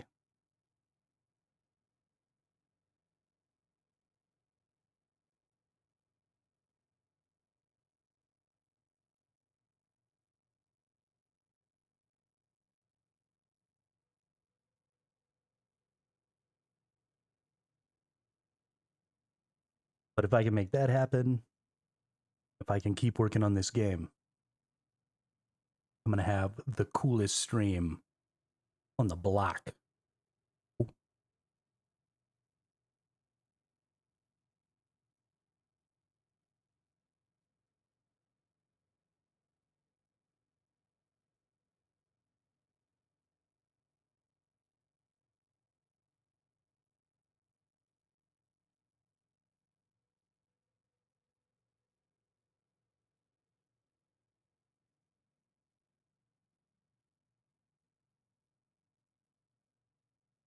All right.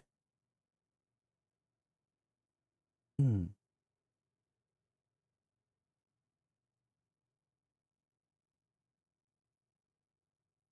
I'm also super excited because the more people we get in the chat playing the game, the more fun the game is going to be. A pretty huge part of this game being interesting is the number of people who are actively attempting to find words. Yesterday, when we only had 3 people, right? We had Gravy, Taco, and my brother, Zed. We're all trying to find words for the game. And just those 3 individuals in the really, really basic version of the game, where you only had one attack and the attacks did huge damage. Um, and it only took 5 attacks to beat the boss. Just that was incredibly fun for a good like 30 minutes. So, having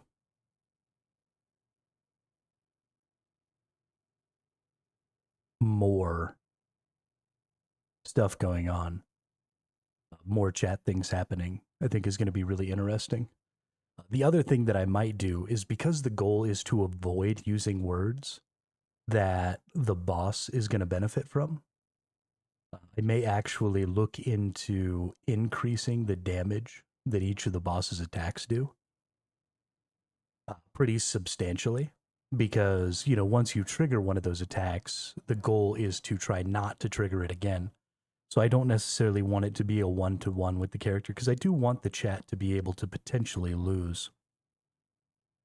So I might even do something as big as give it 100 damage. So that's 1/10 of chat's HP. So if you're not paying attention and not identifying what the trigger is and what the theme is, then you could potentially lose quite a few hit points.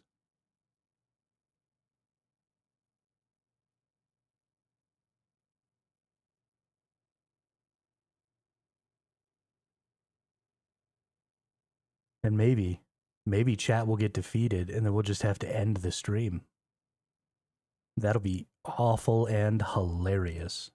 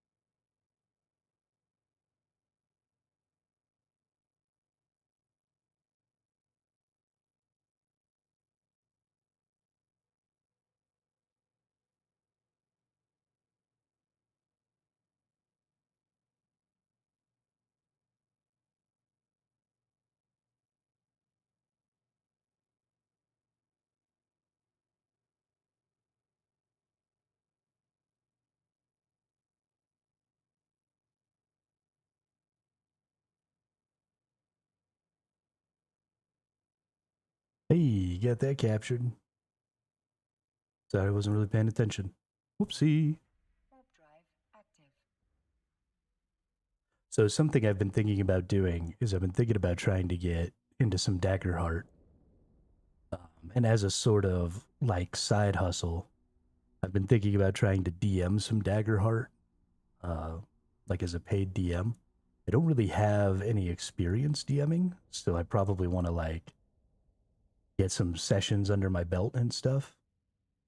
But Warp drive active. Dagger Heart just seems like a really cool system to me, and I kind of want to play with it. I've never really played TTRPGs. I've read a lot of books. I've pretty much read every D&D Dungeons and Dragons core rulebook since 3.5 or 3rd edition. And I've never really played a campaign. So I know like a lot of rules and I understand a lot of the theory behind the gameplay. I've watched a lot of YouTube. I would say probably 10% of the YouTube videos I watch are about tabletop RPGs, specifically dungeon mastering tabletop RPGs. So I feel like theoretically, I really know what to do, but I don't know how well that theory would translate to an actual gameplay situation. Yo, what up, Linja? How are you? How much ISK am I getting per complex? Depends on which size. But the scout complexes give me about 7 mil, and the medium and large complexes give me almost 20. So I'm making a pretty solid about 40 to 50 mil per hour right now.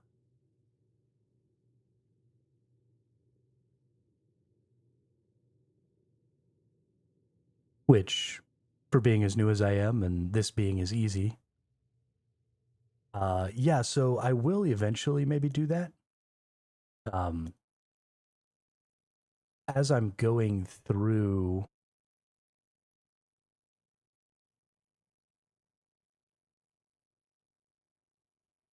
I just really kind of want to stick with Minmatar because I like Minmatar so much. I don't necessarily want to just do the optimum thing, you know? But my alternate accounts as I plex those, I'm going to be moving them to the different regions. So I'm going to have one that's in Caldari, one that's in Amar, and one that's in the other one, Galante. And then I'll just kind of operate them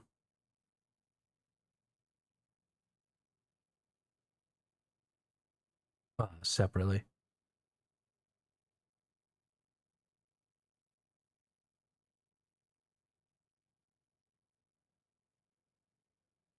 I mean, that's insane. 30 million? That's real insane.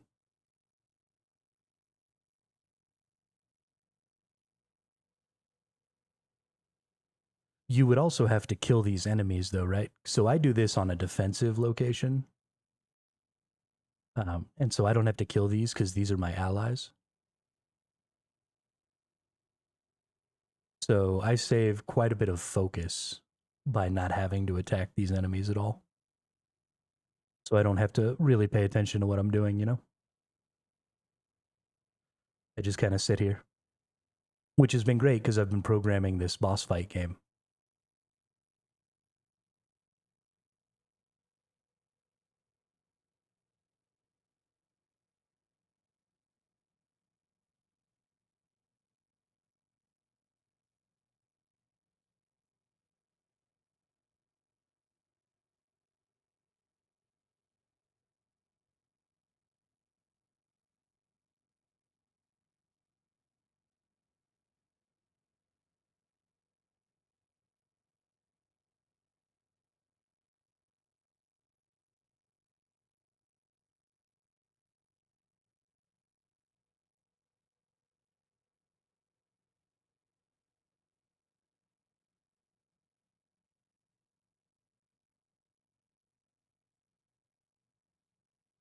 $28.5 mil is huge.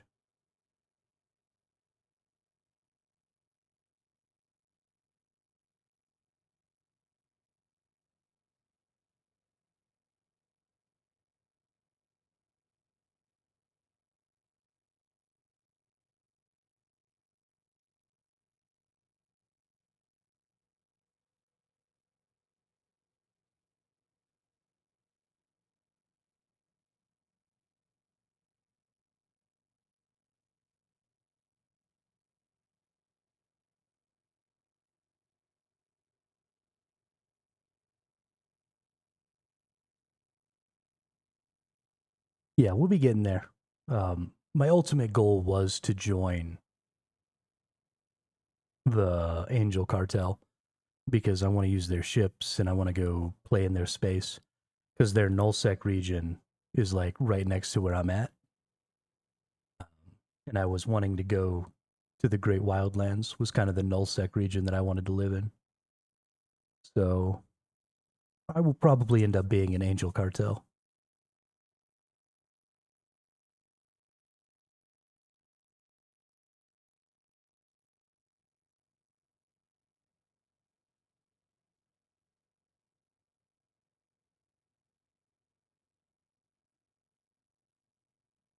Yeah, for everybody else because they'll have to deal with me and my fleet of awesome ships.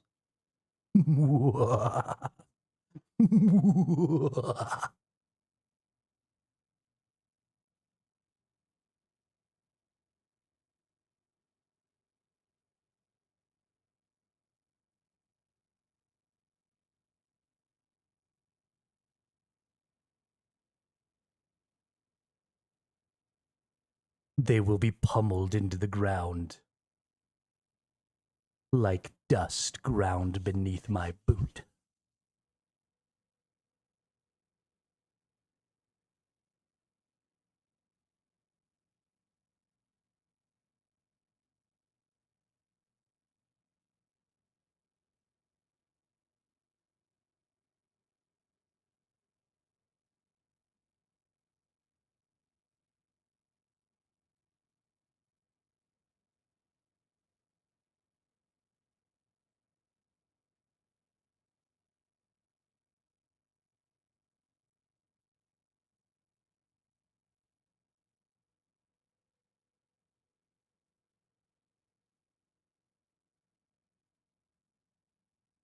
Grind them to powder, spread them like ashes on the solar winds.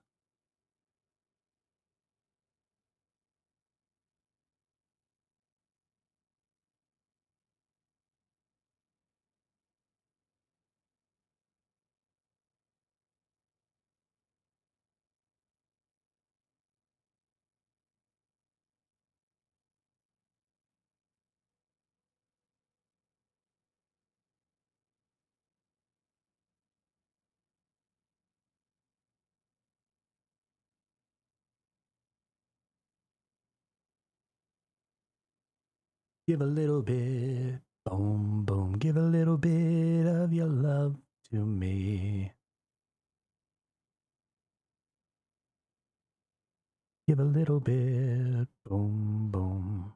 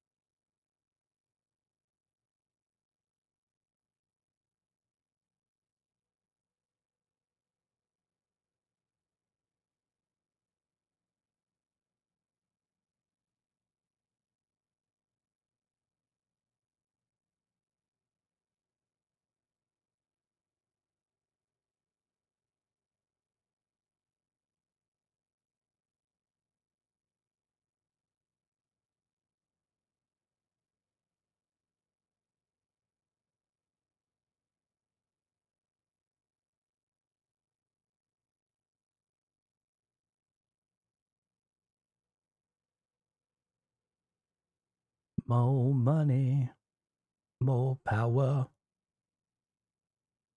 More money, more power.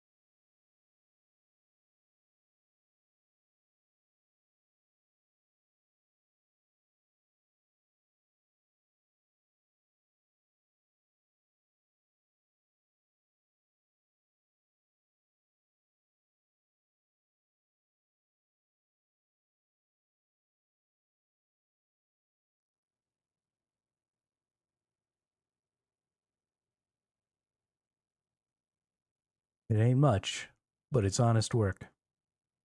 Just sitting here flipping plexes, getting that isk.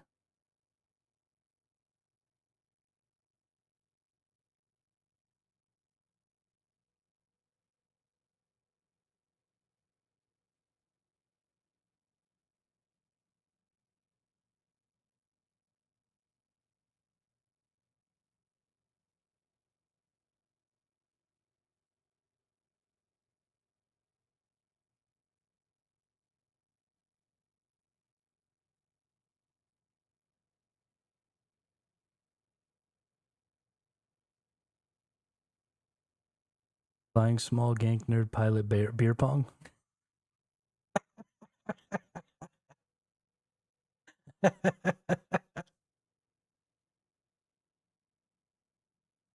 Oh shit.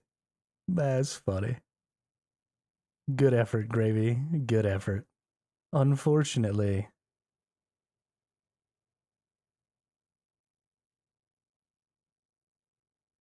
your attacks were ineffective.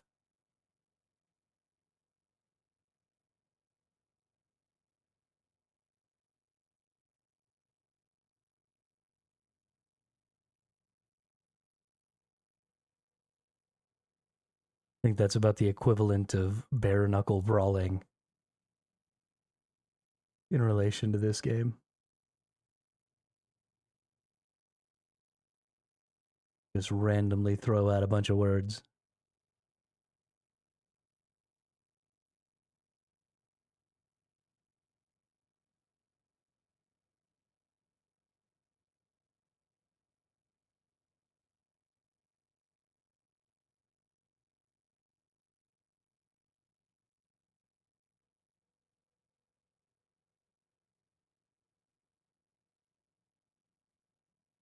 Cheese, anime, girl, pillow, chicken nuggets. One day it will hit. Thank God you can't use hit again. Oh, whoops. I accidentally gave it away. I'm not supposed to say that. Ignore me.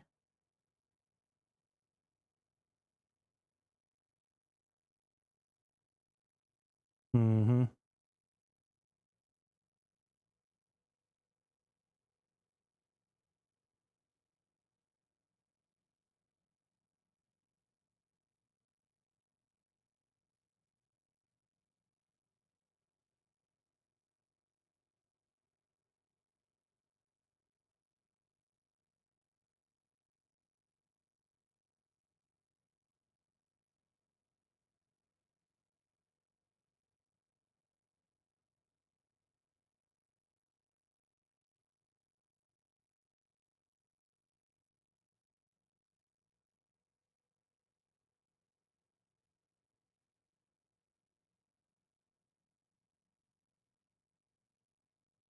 All right.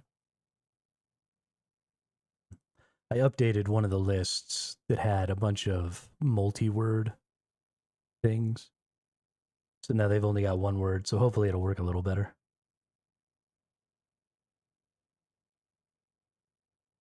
Can't believe how badly I broke it.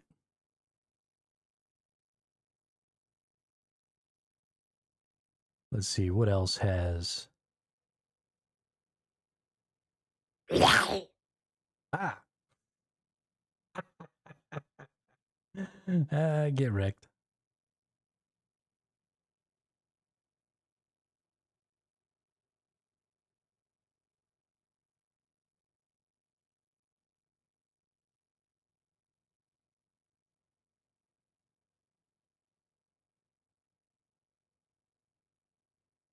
Get wrecked.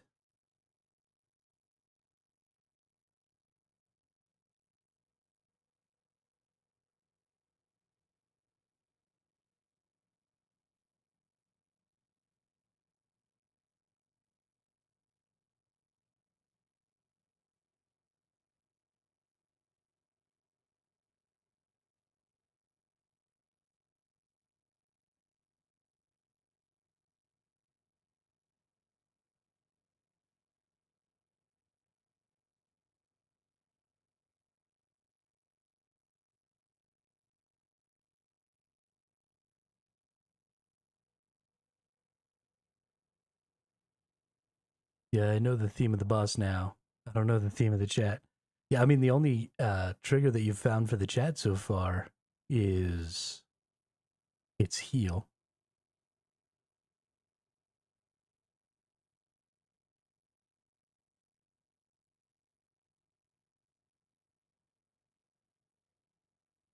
Because that's the only thing you've triggered.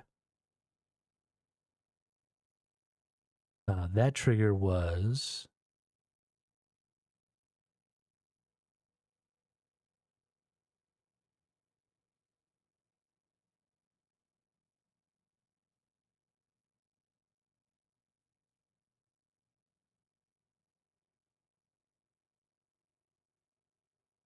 when you typed in peanut butter and jelly tacos.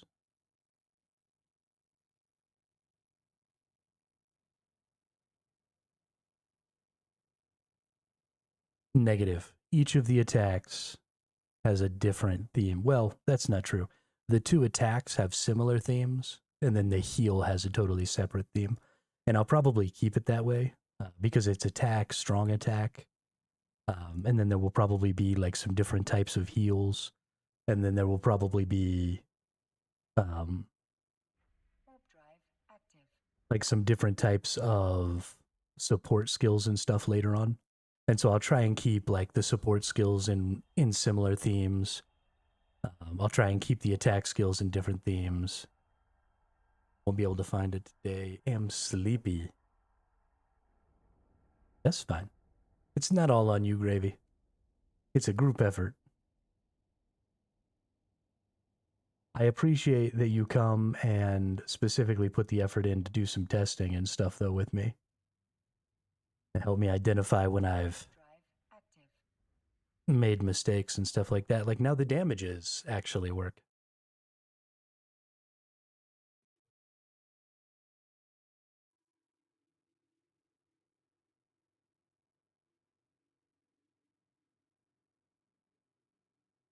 Now the damages actually work, which is super exciting. I don't know how long I've been muted.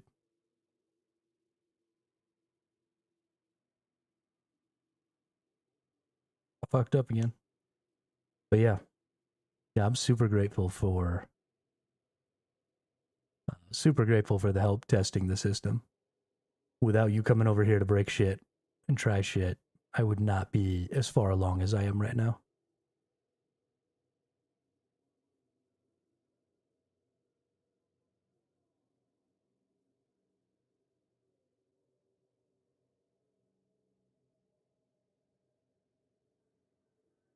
Heck yeah.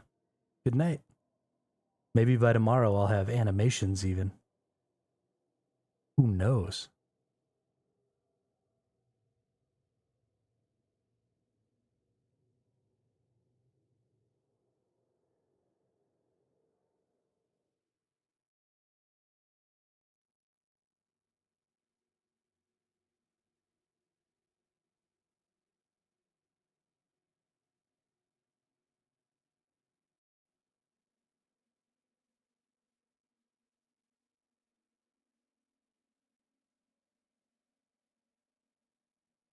I think I need to edit my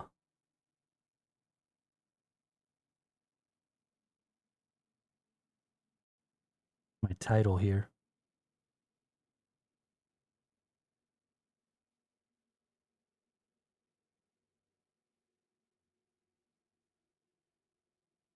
Let's see. Chat.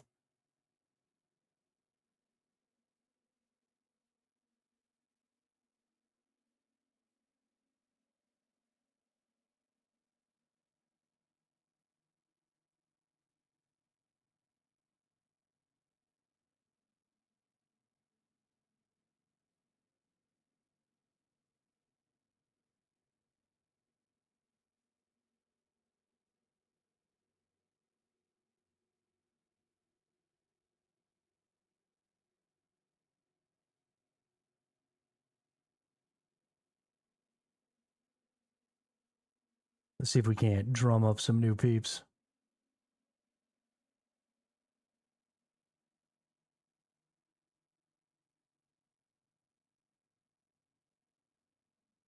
Because that's what this is all about.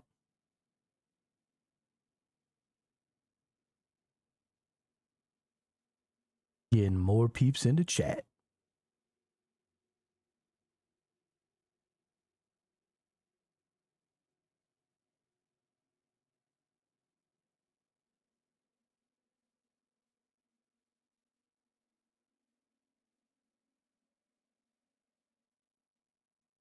Well, I get this free ISK.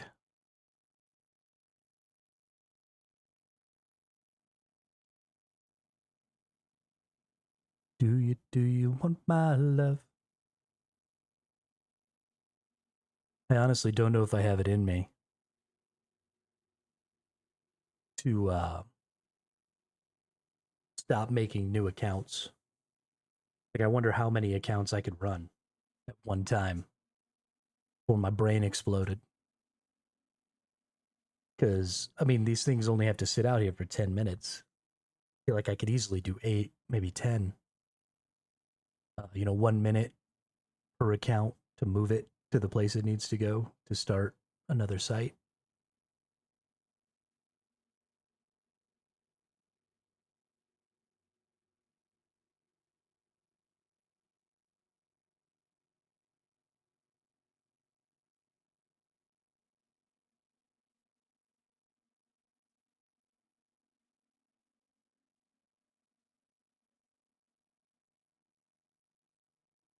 If I was running 8 at a time with maximum efficiency, I could be making like 4 billion ISK a day, which is fucking dope.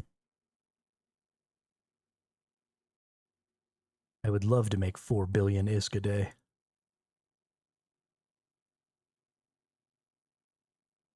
Do that for, I mean, even a couple of months. Get a couple 100 billion. And then just stop worrying forever.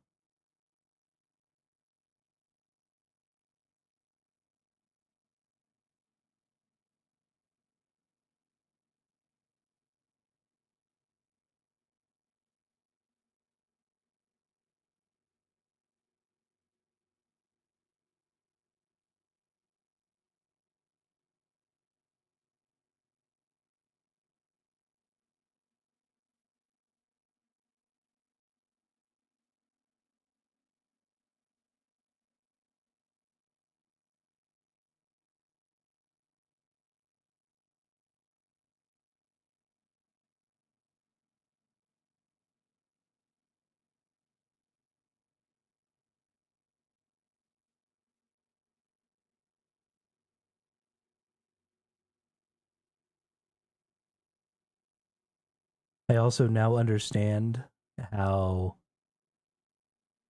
like indie game developers and stuff feel when they put out a game on like Steam or something and nobody plays it. Or, even if it just takes a little while for it to get some traction and for people to start playing. Because like we've only been streaming today for a little over 2.5 hours. And so there hasn't really been a lot of time for people to come in the chat and for attacks to get triggered and for people to realize, how the game kind of works and stuff. So it's not surprising that everybody who comes in to watch doesn't just immediately jump on and start trying to play. But as we've been going, as people haven't been like trying to figure it out, I'm like, oh, I'm so sad.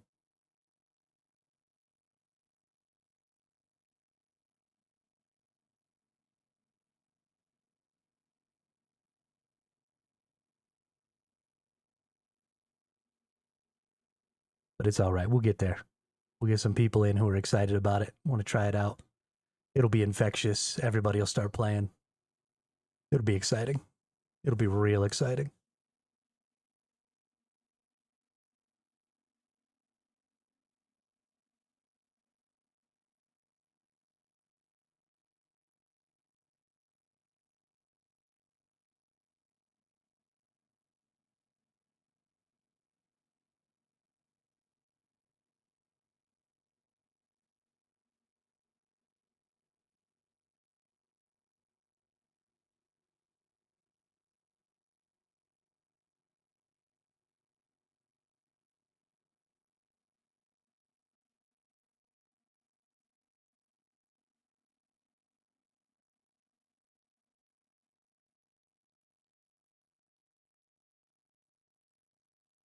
Boom, boom, boom, boom, boom, boom, boom, boom, ba-da-da-da-da-dum, boom, boom, boom, boom, boom, boom, ba-da-da-da-da, ba-da-da-da, mana, ba-da-da-da, mana, ba-da-da-da, na-na, ba-da-da-da, na-na-na, boom, boom, boom, boom, boom, ba-dum, bum, ba-da-da-da-dum, bum.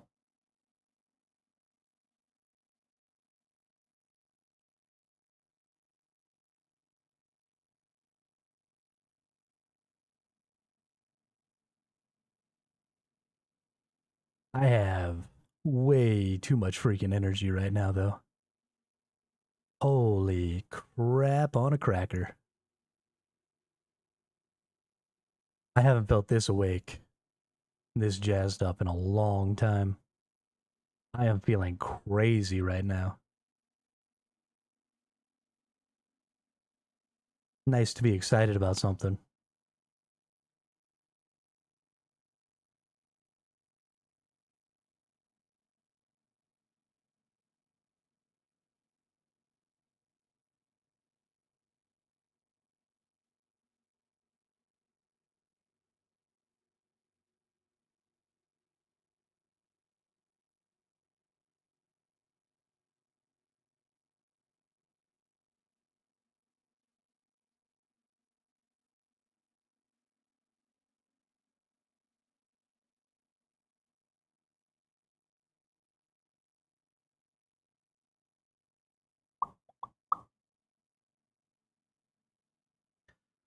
Ten more seconds, then we move along.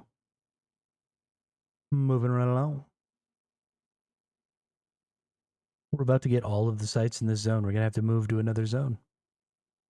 That's going to make me sad. Drive active.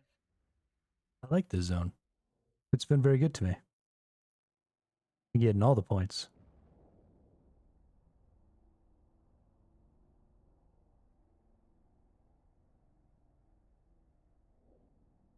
Getting all the points.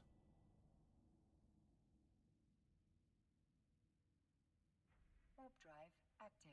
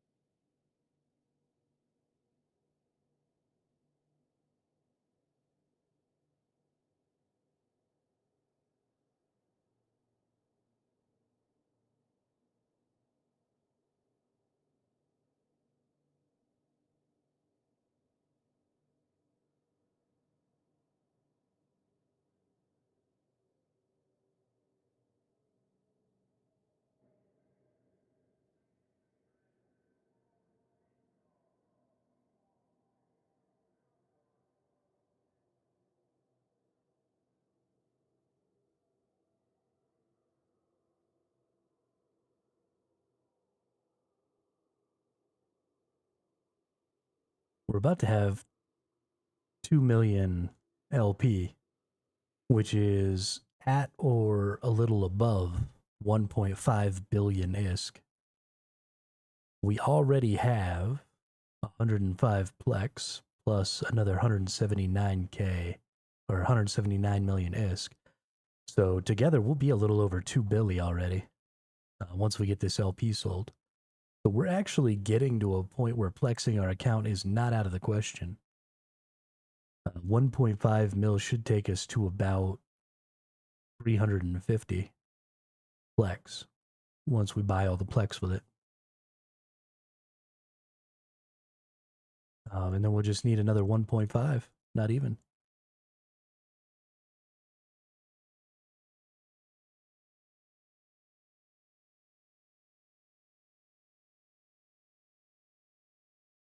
Maybe more like another 1.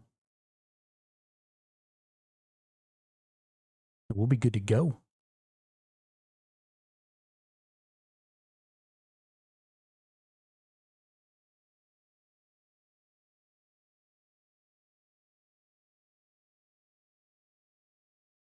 be good to go. Which is fantastic, because then we can get our second account going, and then we double our speed. We'll get a Caldari account going. Well, the Caldari is probably better as far as like the value, but I wonder if it's as good just due to the fact that there are more people around Caldari, so I might get killed. I wonder if it might be better to do the other ones first, and maybe even just not do Caldari at all, because I don't want to have to like be watching it and maybe sound like any fun. I imagine there's a lot more gate camps in Caldari space because it's around Jita, and yeah, we'll start with Galente then. That'll be better. Or maybe we start with Caldari and go to Galente's space and do offensive caps. That might be a better option.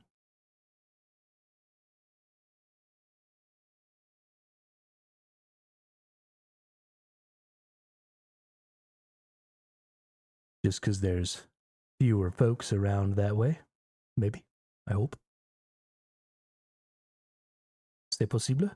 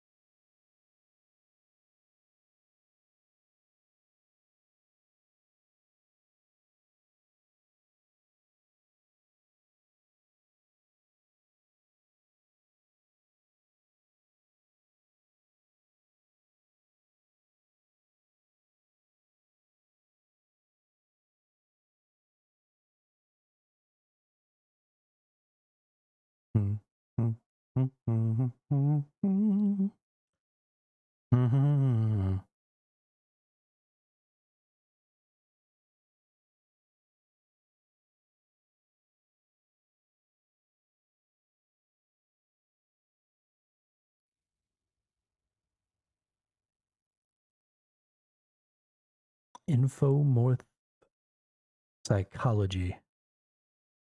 One jump clone per level.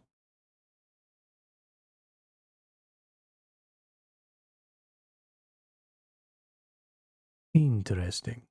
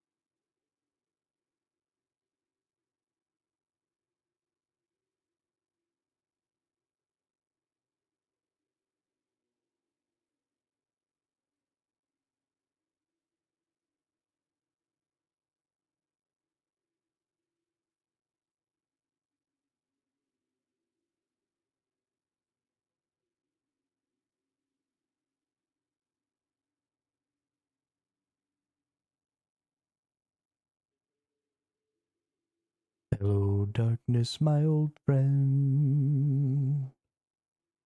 I'm here to talk to you again.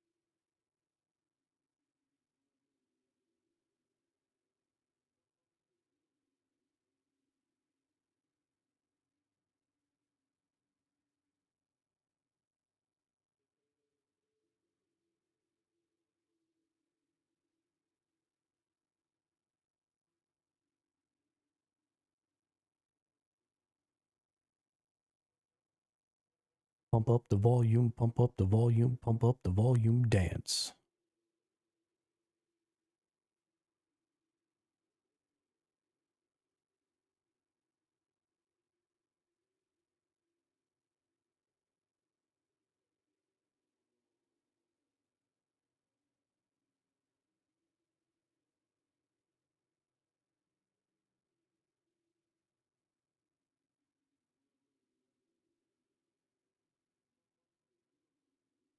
Hey, we got a medium one.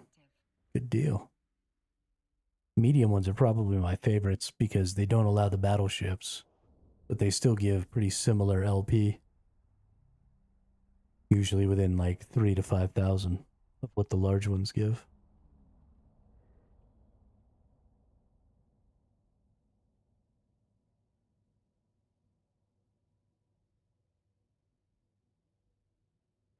Warp drive active. I dig it. Dig it a lot.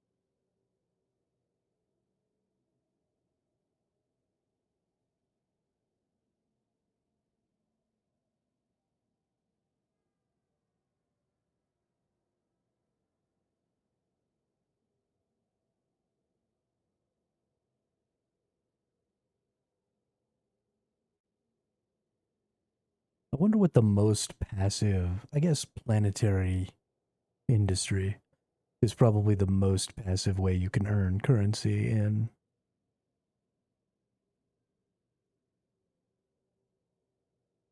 That's another thing to really consider is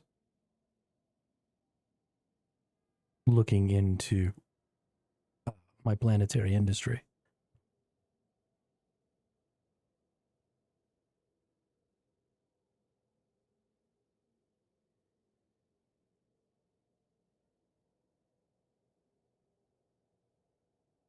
I'd be curious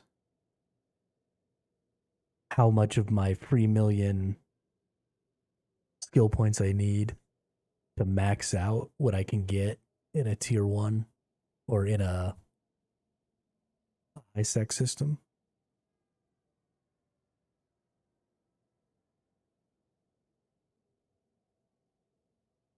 How many of the characters on that account could I get up there?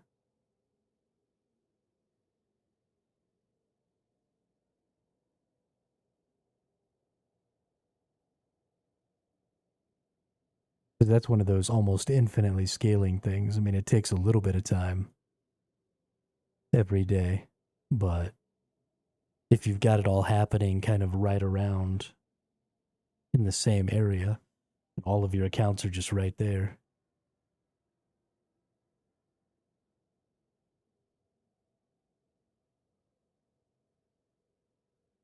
Especially if collectively. Hey, what's up, Lounge? So this is, sorry, I missed you there for a minute. This is not a representation of me. This is a representation of chat. So because I call y'all nerds, this is supposed to be a group of nerds that turn into one person. So that's chat. And then this over here is the Thesaurusaurus. So I'm gamifying my stream, and I have created a game for you all to play, which I completely came up with. Well, not completely came up with on my own. Chat helped as we were discussing it a few days ago, but I completely built on my own. It's all a proprietary thing. But what happens is there are triggers for these two characters. So if you scroll down below the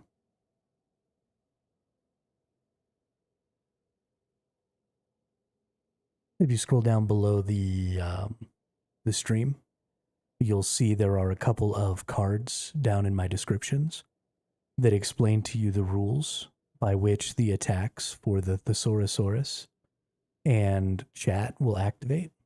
And it's basically a boss fight game where chat's goal is to identify the themes for the attack triggers of the chat character and use those words in chat to trigger attacks to try and defeat the Thesaurusaurus, while avoiding saying words that trigger the Thesaurusaurus's attacks,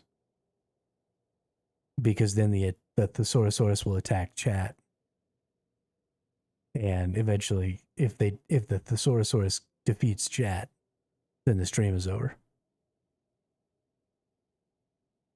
Because, you know, a streamer can't survive without chat.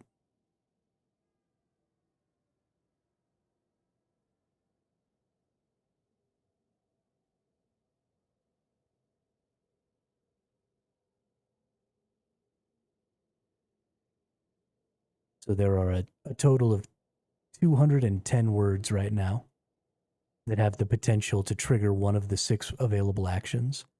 Chat has a regular attack, a strong attack, and a heal right now. The Thesaurusaurus has a regular attack, a strong attack, and a heal.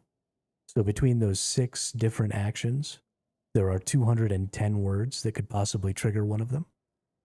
And then each word that gets used to trigger one of the actions gets deleted from the trigger list. So it can only ever get used once. So each time you want to trigger the same action, you have to use a totally different word in the same theme. So, for example, if you were to discover that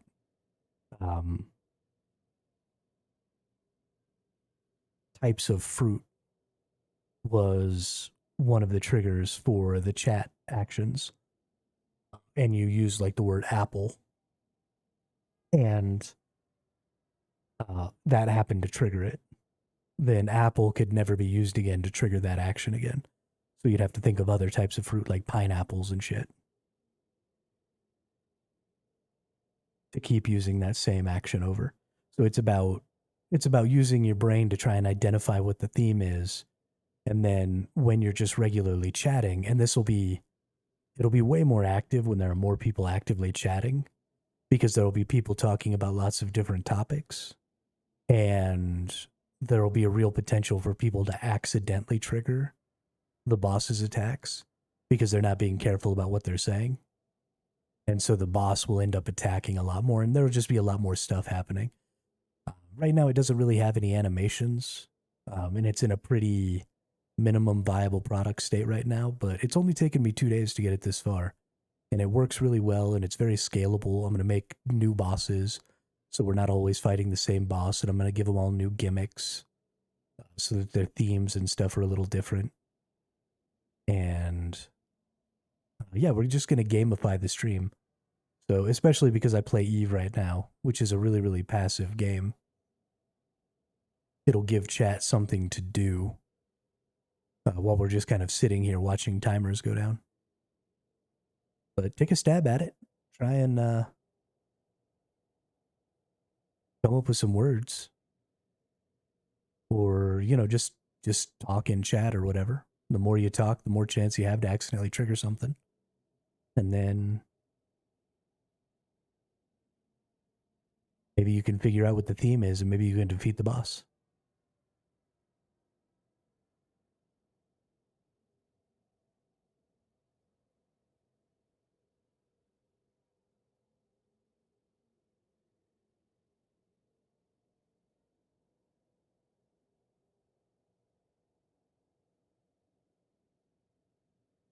$877 cash now.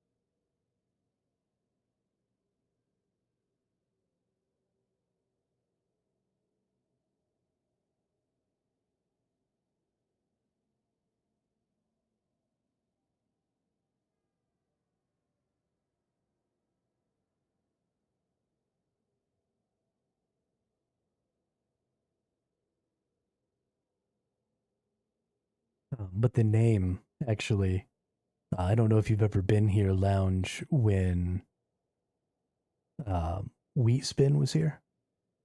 But Wheatspin is the viewer who came up with the name Thesaurusaurus.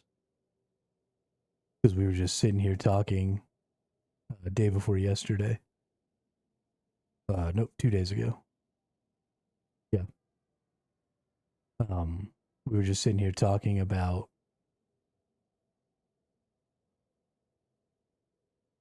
my idea for the game and how things could go and what we could develop for the game and stuff like that. And Wheatspin was like, hey, you know, what if there was a boss called the Thesaurusaurus? And we just kind of moved from there. And that's how we got the first boss and their little synonym gimmick. My little brother actually had one that was pretty cool called faux pas. And so faux pas could be like a dog boss. So probably the next one is either going to be faux pas, or I also want to make the stick figure that I normally use for myself. And that sometimes we draw like a whole full-on stick figure. I was thinking of maybe using a stick figure for one of the bosses as well. It could be like me against chat.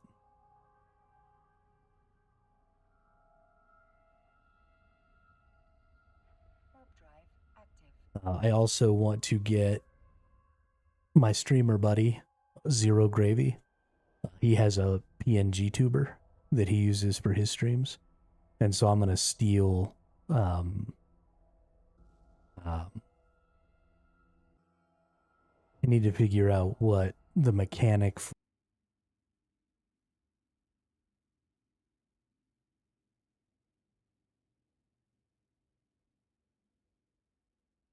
somebody got killed, but the other person didn't stay to like take over the site. So I just got the site for free. That's crazy. Warp drive active. That's so crazy.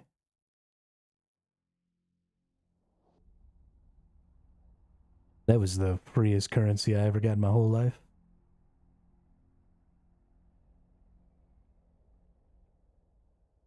Oh, did my stupid stream reset? It did, didn't it? God, I hate this fucking thing sometimes.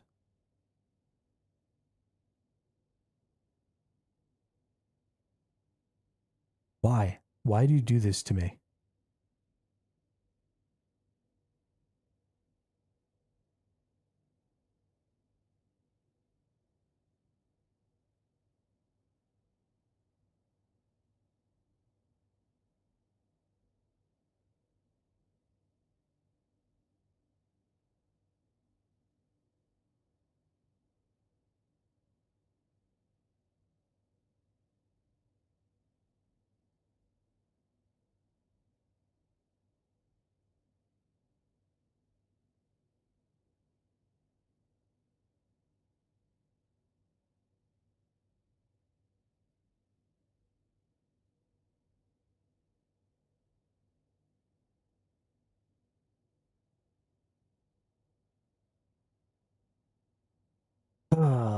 I hate my internet service provider.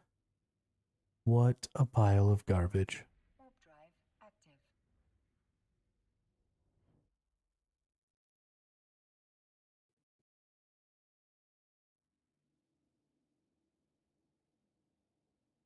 Now all the people who are watching have to refresh their stupid shit.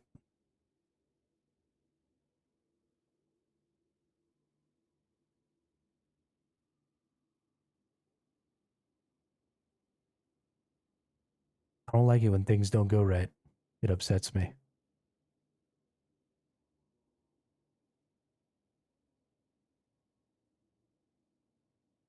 It upsets me a great deal.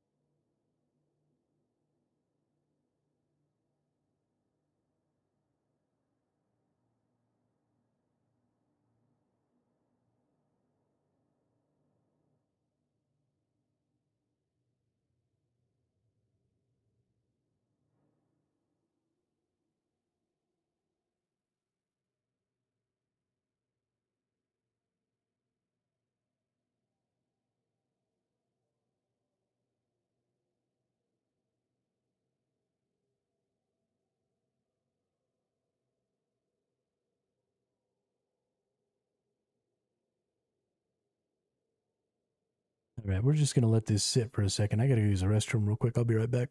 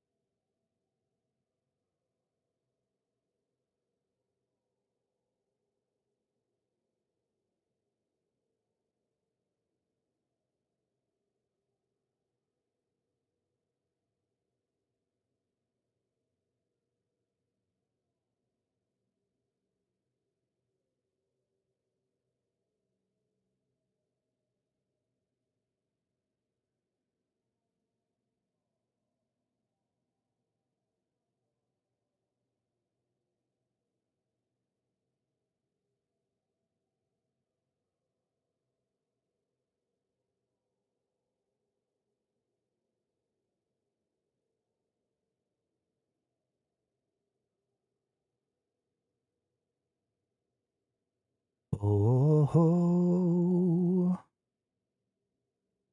Oh ho. Everybody was kung fu fighting.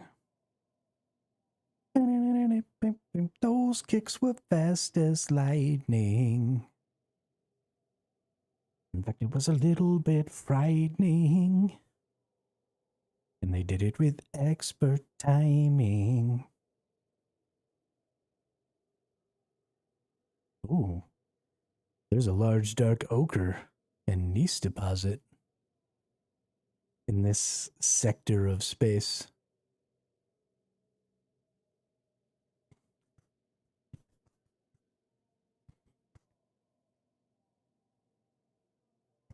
And a glacial mass belt? Shit.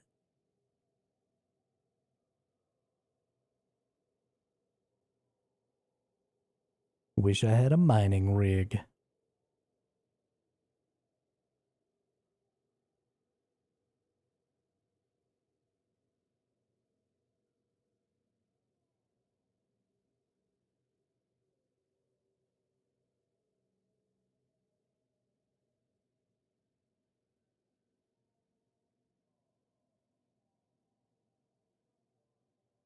Man, having my stream reset really makes me want to quit for the day. I am very upset about that.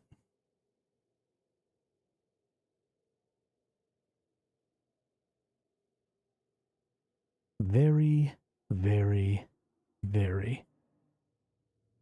Like a 1 billion ISK venture, that's right.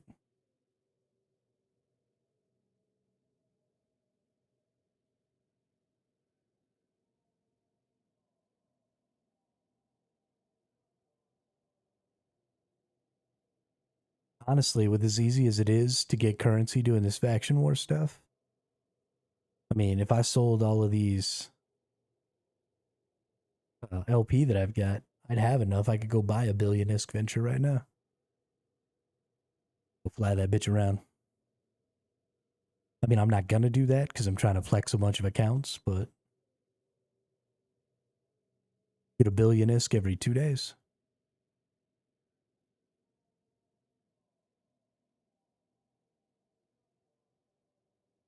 One bottle pop, 2 bottle pop, 3 bottle pop. I mean, you could do it too. I'm out here. Look at this fit. I ain't even got any guns on right now, dude. Check this out. I got my little guy in a sub 2 second alignment time, and if anybody shows up, I just run away. Granted, I am only making a billion ISK every 2 days because I'm playing for 12 hours a day. But you still would be able to make, 40 to 50 million ISK an hour. So, you play for 2 hours, you make almost 100 million ISK, which is pretty freaking good.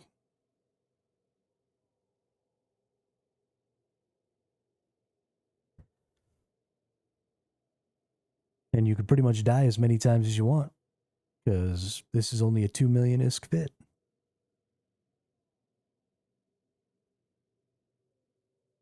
Much less stress. Just chilling. Freak a leak.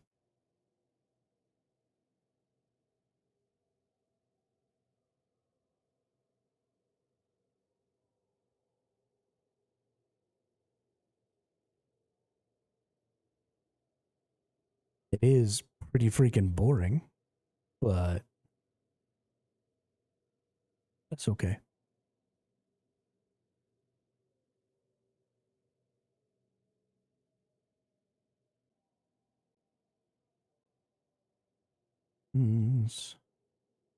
Did they send me daughters when I asked for sons?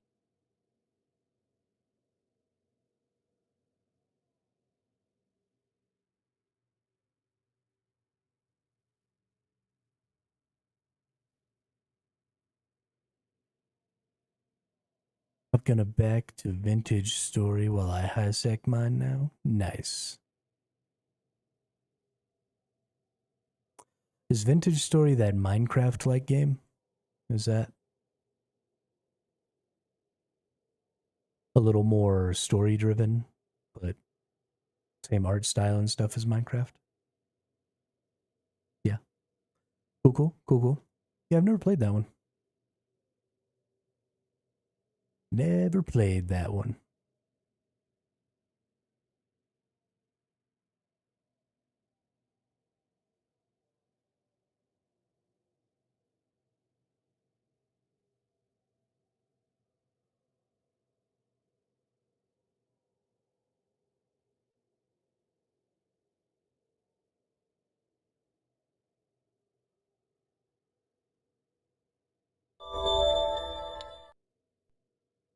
Play Homo sapien mode with one life. There's no story or quests or monsters, etc.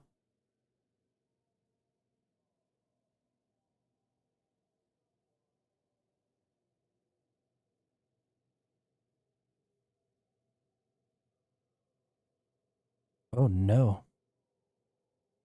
Oh no. I think I accidentally triggered one of those.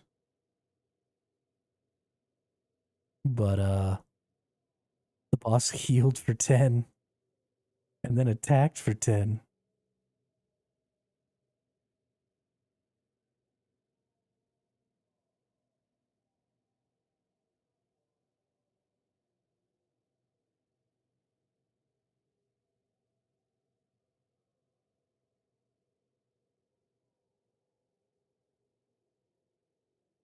What have you done, Lounge? What have you done?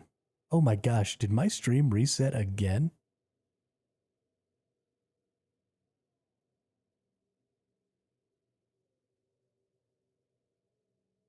Okay, this is starting to piss me off.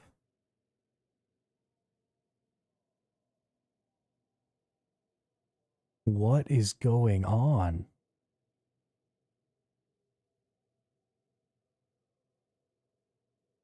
Anyway, the crafting is really interesting. You progress through stone, copper, bronze, iron, steel, and there's a rich gardening and animal husbandry system. It's sort of like a homestead simulator. Oh, okay, cool.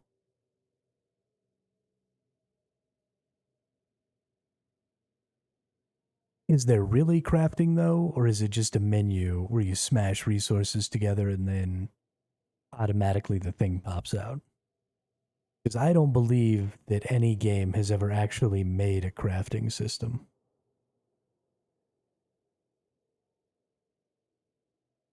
There aren't decision points, there isn't any skill expression. It's just looting with extra steps.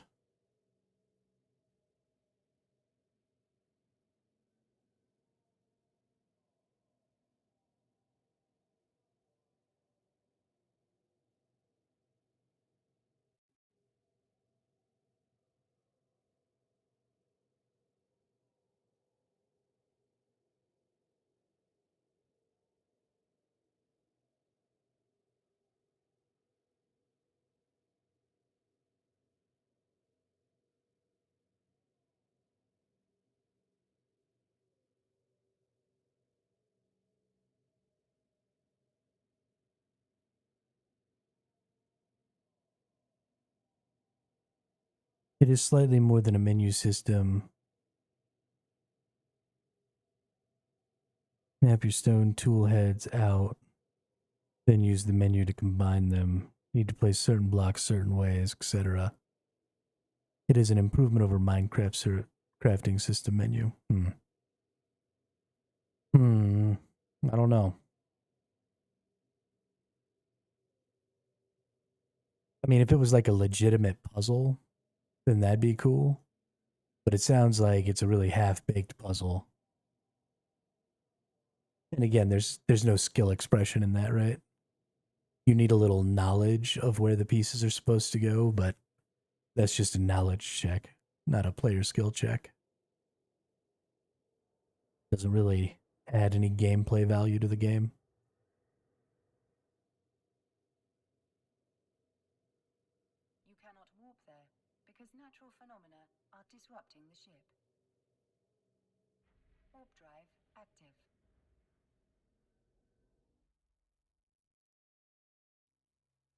That's too bad. But, I mean, there are no games with legitimate crafting systems that I'm aware of, so. Not like I expected it would have one. At least not up to the standards that I would consider Active. truly crafting.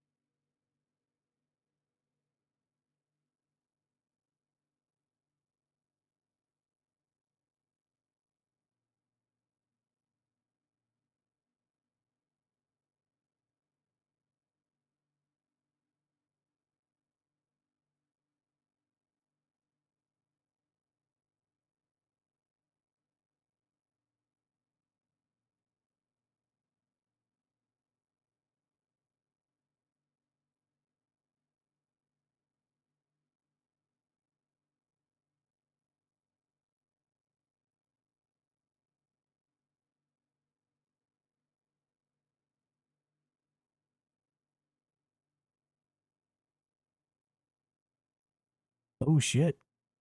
It's the Spectre Smasher again. Spectre Smasher 9000. How terrifying. I'm terrified. Let me tell you.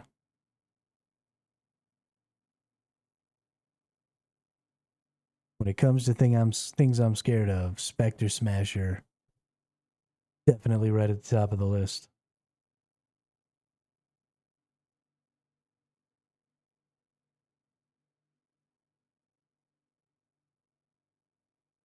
Definitely right at the top of the list.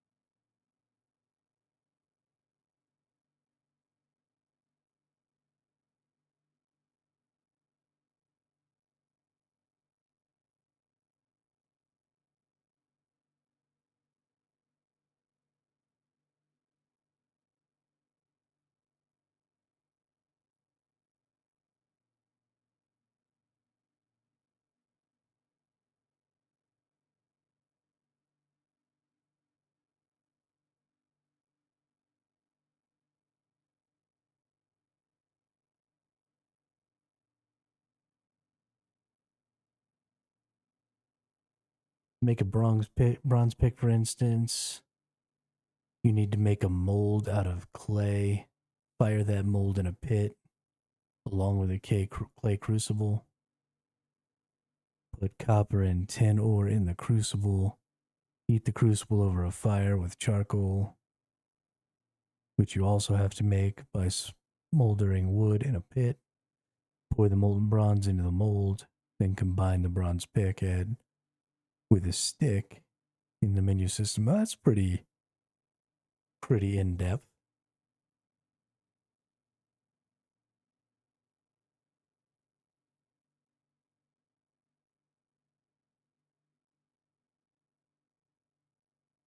And I like all of those steps in there a lot. The one thing that I would like to see, and maybe it has it, maybe it doesn't, I don't know. It gets more complicated the higher the tool tier. Okay. So I think the thing that I would like to see, and again, like maybe it has it, maybe it doesn't, I don't know, is I would like to see some form of player skill expression there, though. So you're going through all these steps and you're making all these different pieces, which is great, because that leads to a lot of potential failure points, or even if it's not a failure point, um, a situation where you could do either a really good job or a bad job, and that could ultimately affect the end product. Um, so is it just always a success when you do those things? Are each of those crafts just kind of happening in the background? Or is there like a legitimate gameplay loop involved where you don't have to be pumping a bellows, or you don't have to be doing something in some sort of a rhythm, or something like that that might give you a not just a pass fail, but some sort of a gradient in there as to how well you succeed, ultimately changing the outcome of the product? Or is it just, go into it, say, okay, this is what I want, and the game just kind of does it?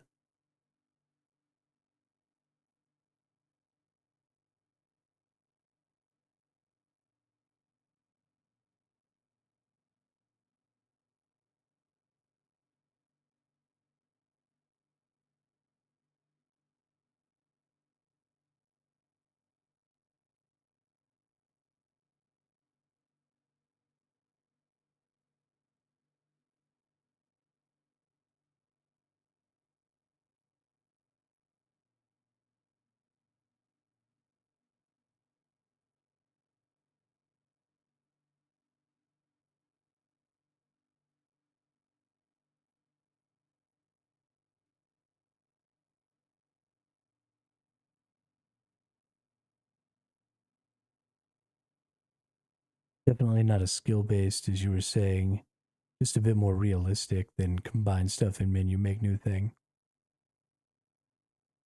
Yeah, I mean, I think there is certainly something to be said, and there is a little skill involved there, because there is, remembering and planning out and executing a series of logistic steps is a player skill, which is why I think that Eve is a fairly uniquely skillful game, because you have not only the moment to moment gameplay of your character that's required, but there's a lot of logistics required at Eve. So it expresses two different skill sets simultaneously. So the logistics and, knowing the build orders and the steps that it takes to get those things and how to combine them is absolutely a skill set that it's expressing. And you could make more items faster if you're well acquainted with and have remembered more of those build steps. Um, so you are going to succeed to a slightly greater degree by mastering that skill set, which is absolutely a step in the right direction, right? Because that's also a different skill set than the regular part of the game, where you're moving your character around and you're doing moment to moment stuff. So the thing that I'm really looking for games to start doing in the future is to broaden the number of skill sets that they're requiring.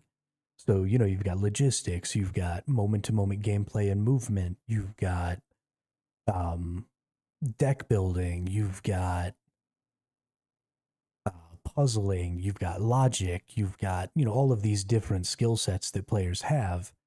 And so if you manipulate how much of one or the other you need by having a bunch of different types of gameplay elements that express those skill sets in different ways and in different values, then you can really broaden the number of players who A, are interested in your game, because they're really going to like a certain part of it. And you can also broaden how many top tier players you have, because in current video games almost everything is solved with the same skill set, which is how do you move your character around, how do you fight in combat, stuff like that.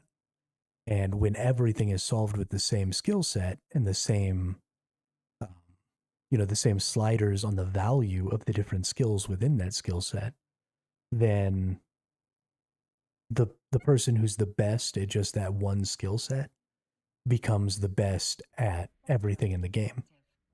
But if you had a game that had, say some FPS elements as well as some deck building like trading card game style elements, then for example, a player like Shroud, who is incredible at first person shooters, would only be the best or in the top tier of players in the gameplay elements that required those first person shooter skills.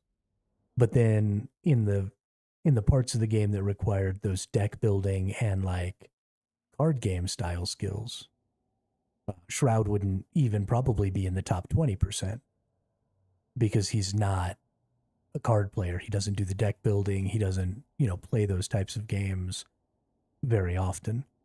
And so you would have other players who were the best at those other aspects. And when you combine um, your skill at those disparate skill sets, you find yourself in a much different place among the player base.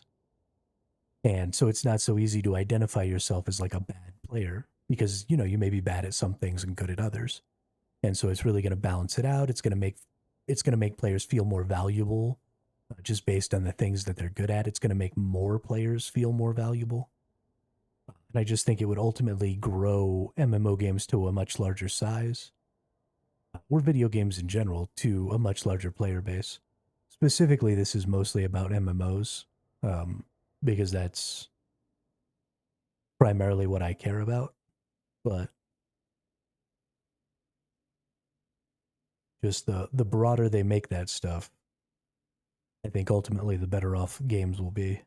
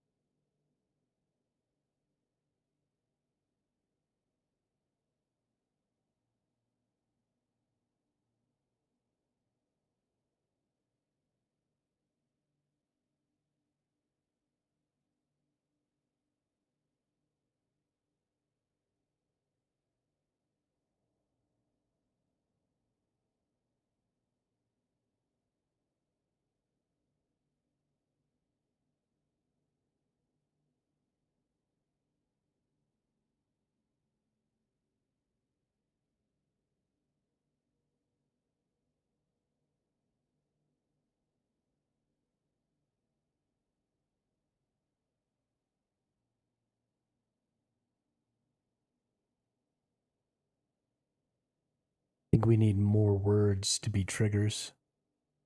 I don't think 50 is enough for the primary attacks. I might want to make more than one theme. Might be the deal. Or similar themes, slightly different.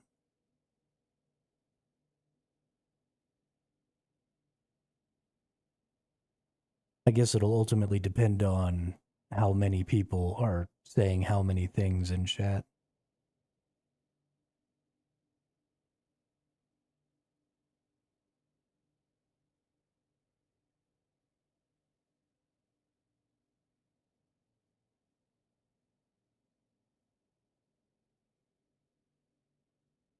Because just the more words that are being said, the more likely it is that somebody will bump into it, you know?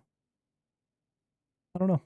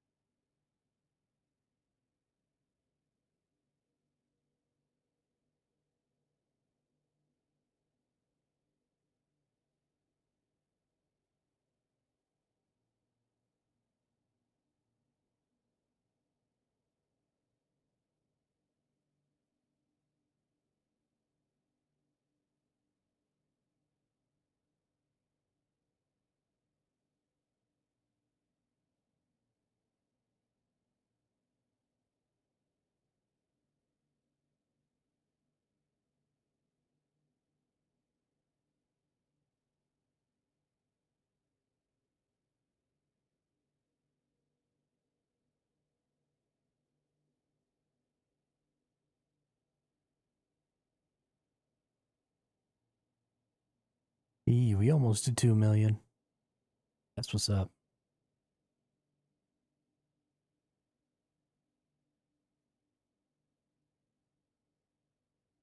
That's what's up. Granted, I literally just now caught up to where I was supposed to be all day today. So I've got quite a ways to go.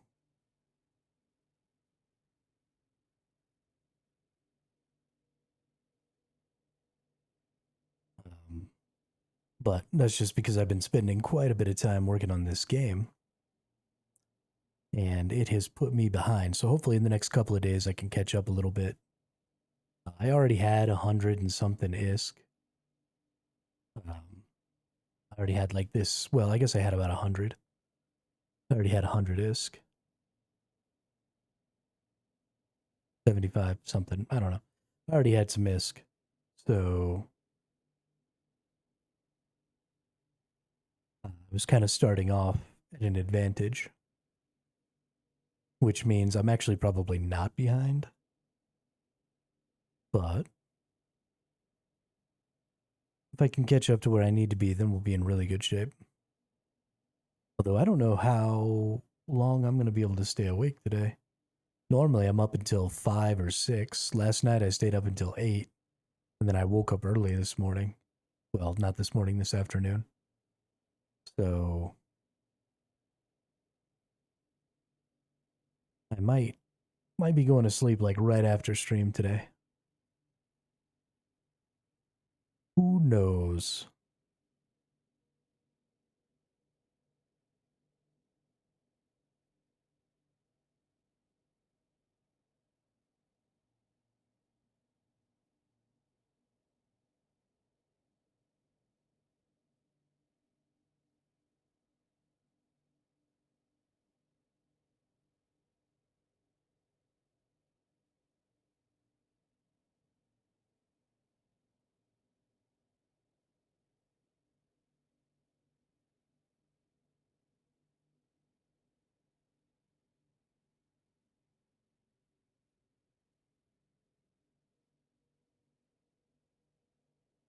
I think I do need to go in here and go here.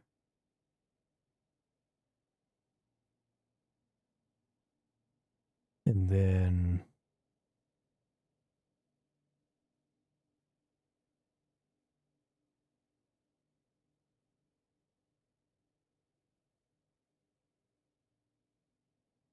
I think user.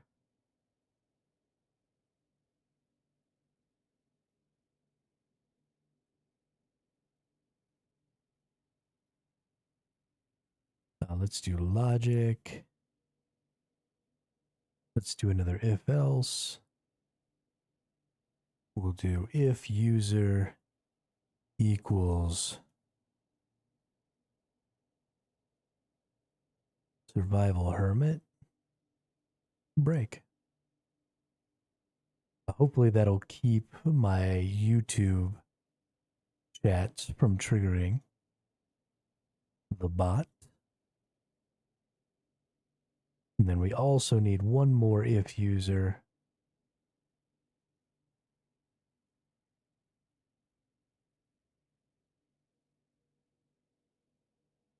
And we need to type in a restream bot here so that the restream bot doesn't trigger anything.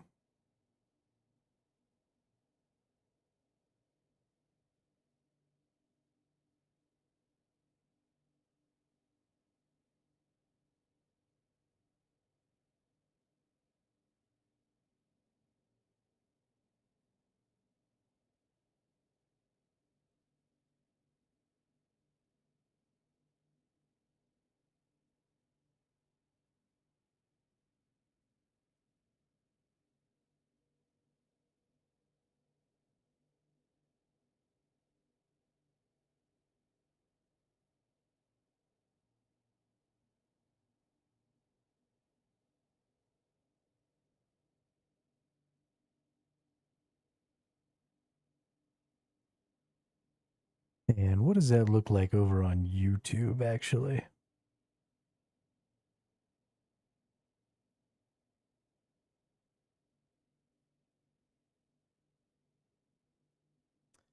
What does that look like in the old YouTube chat?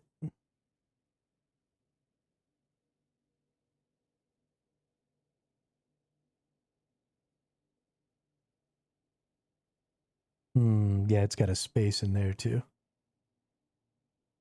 Okay.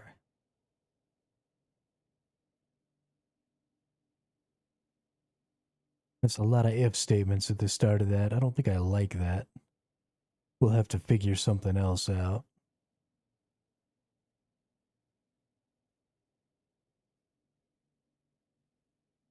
But if the user equals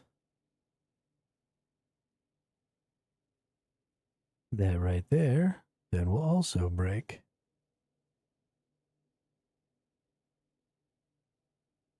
It should be good enough for right this moment.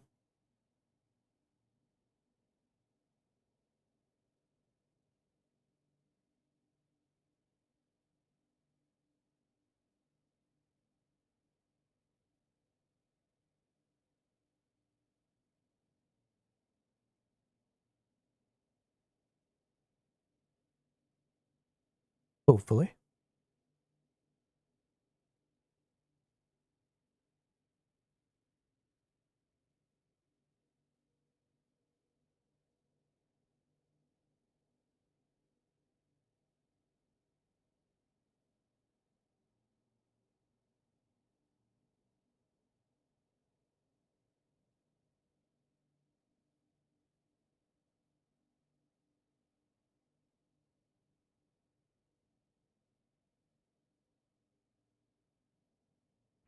Warp drive active.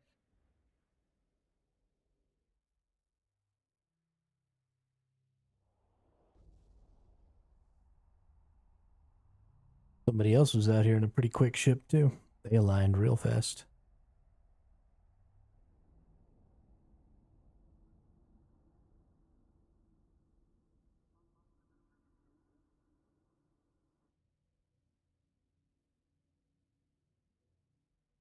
Warp drive active.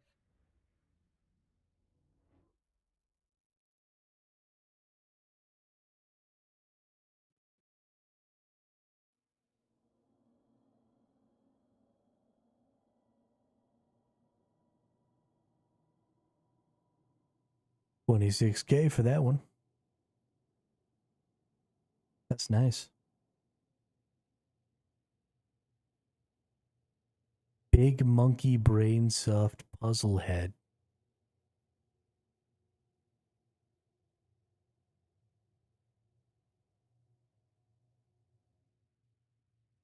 Okay, back to sleep.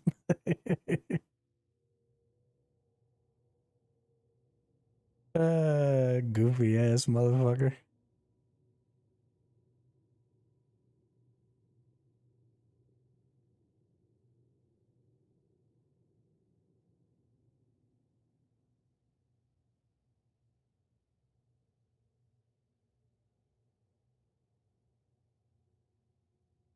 That's freaking hilarious.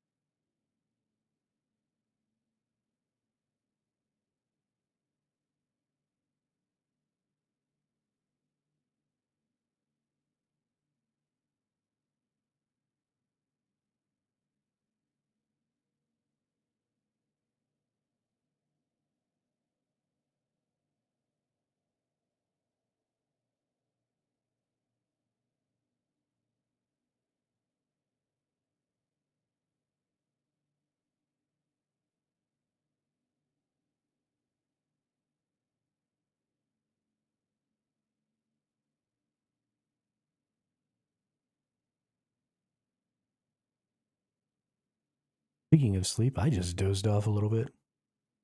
Whoops.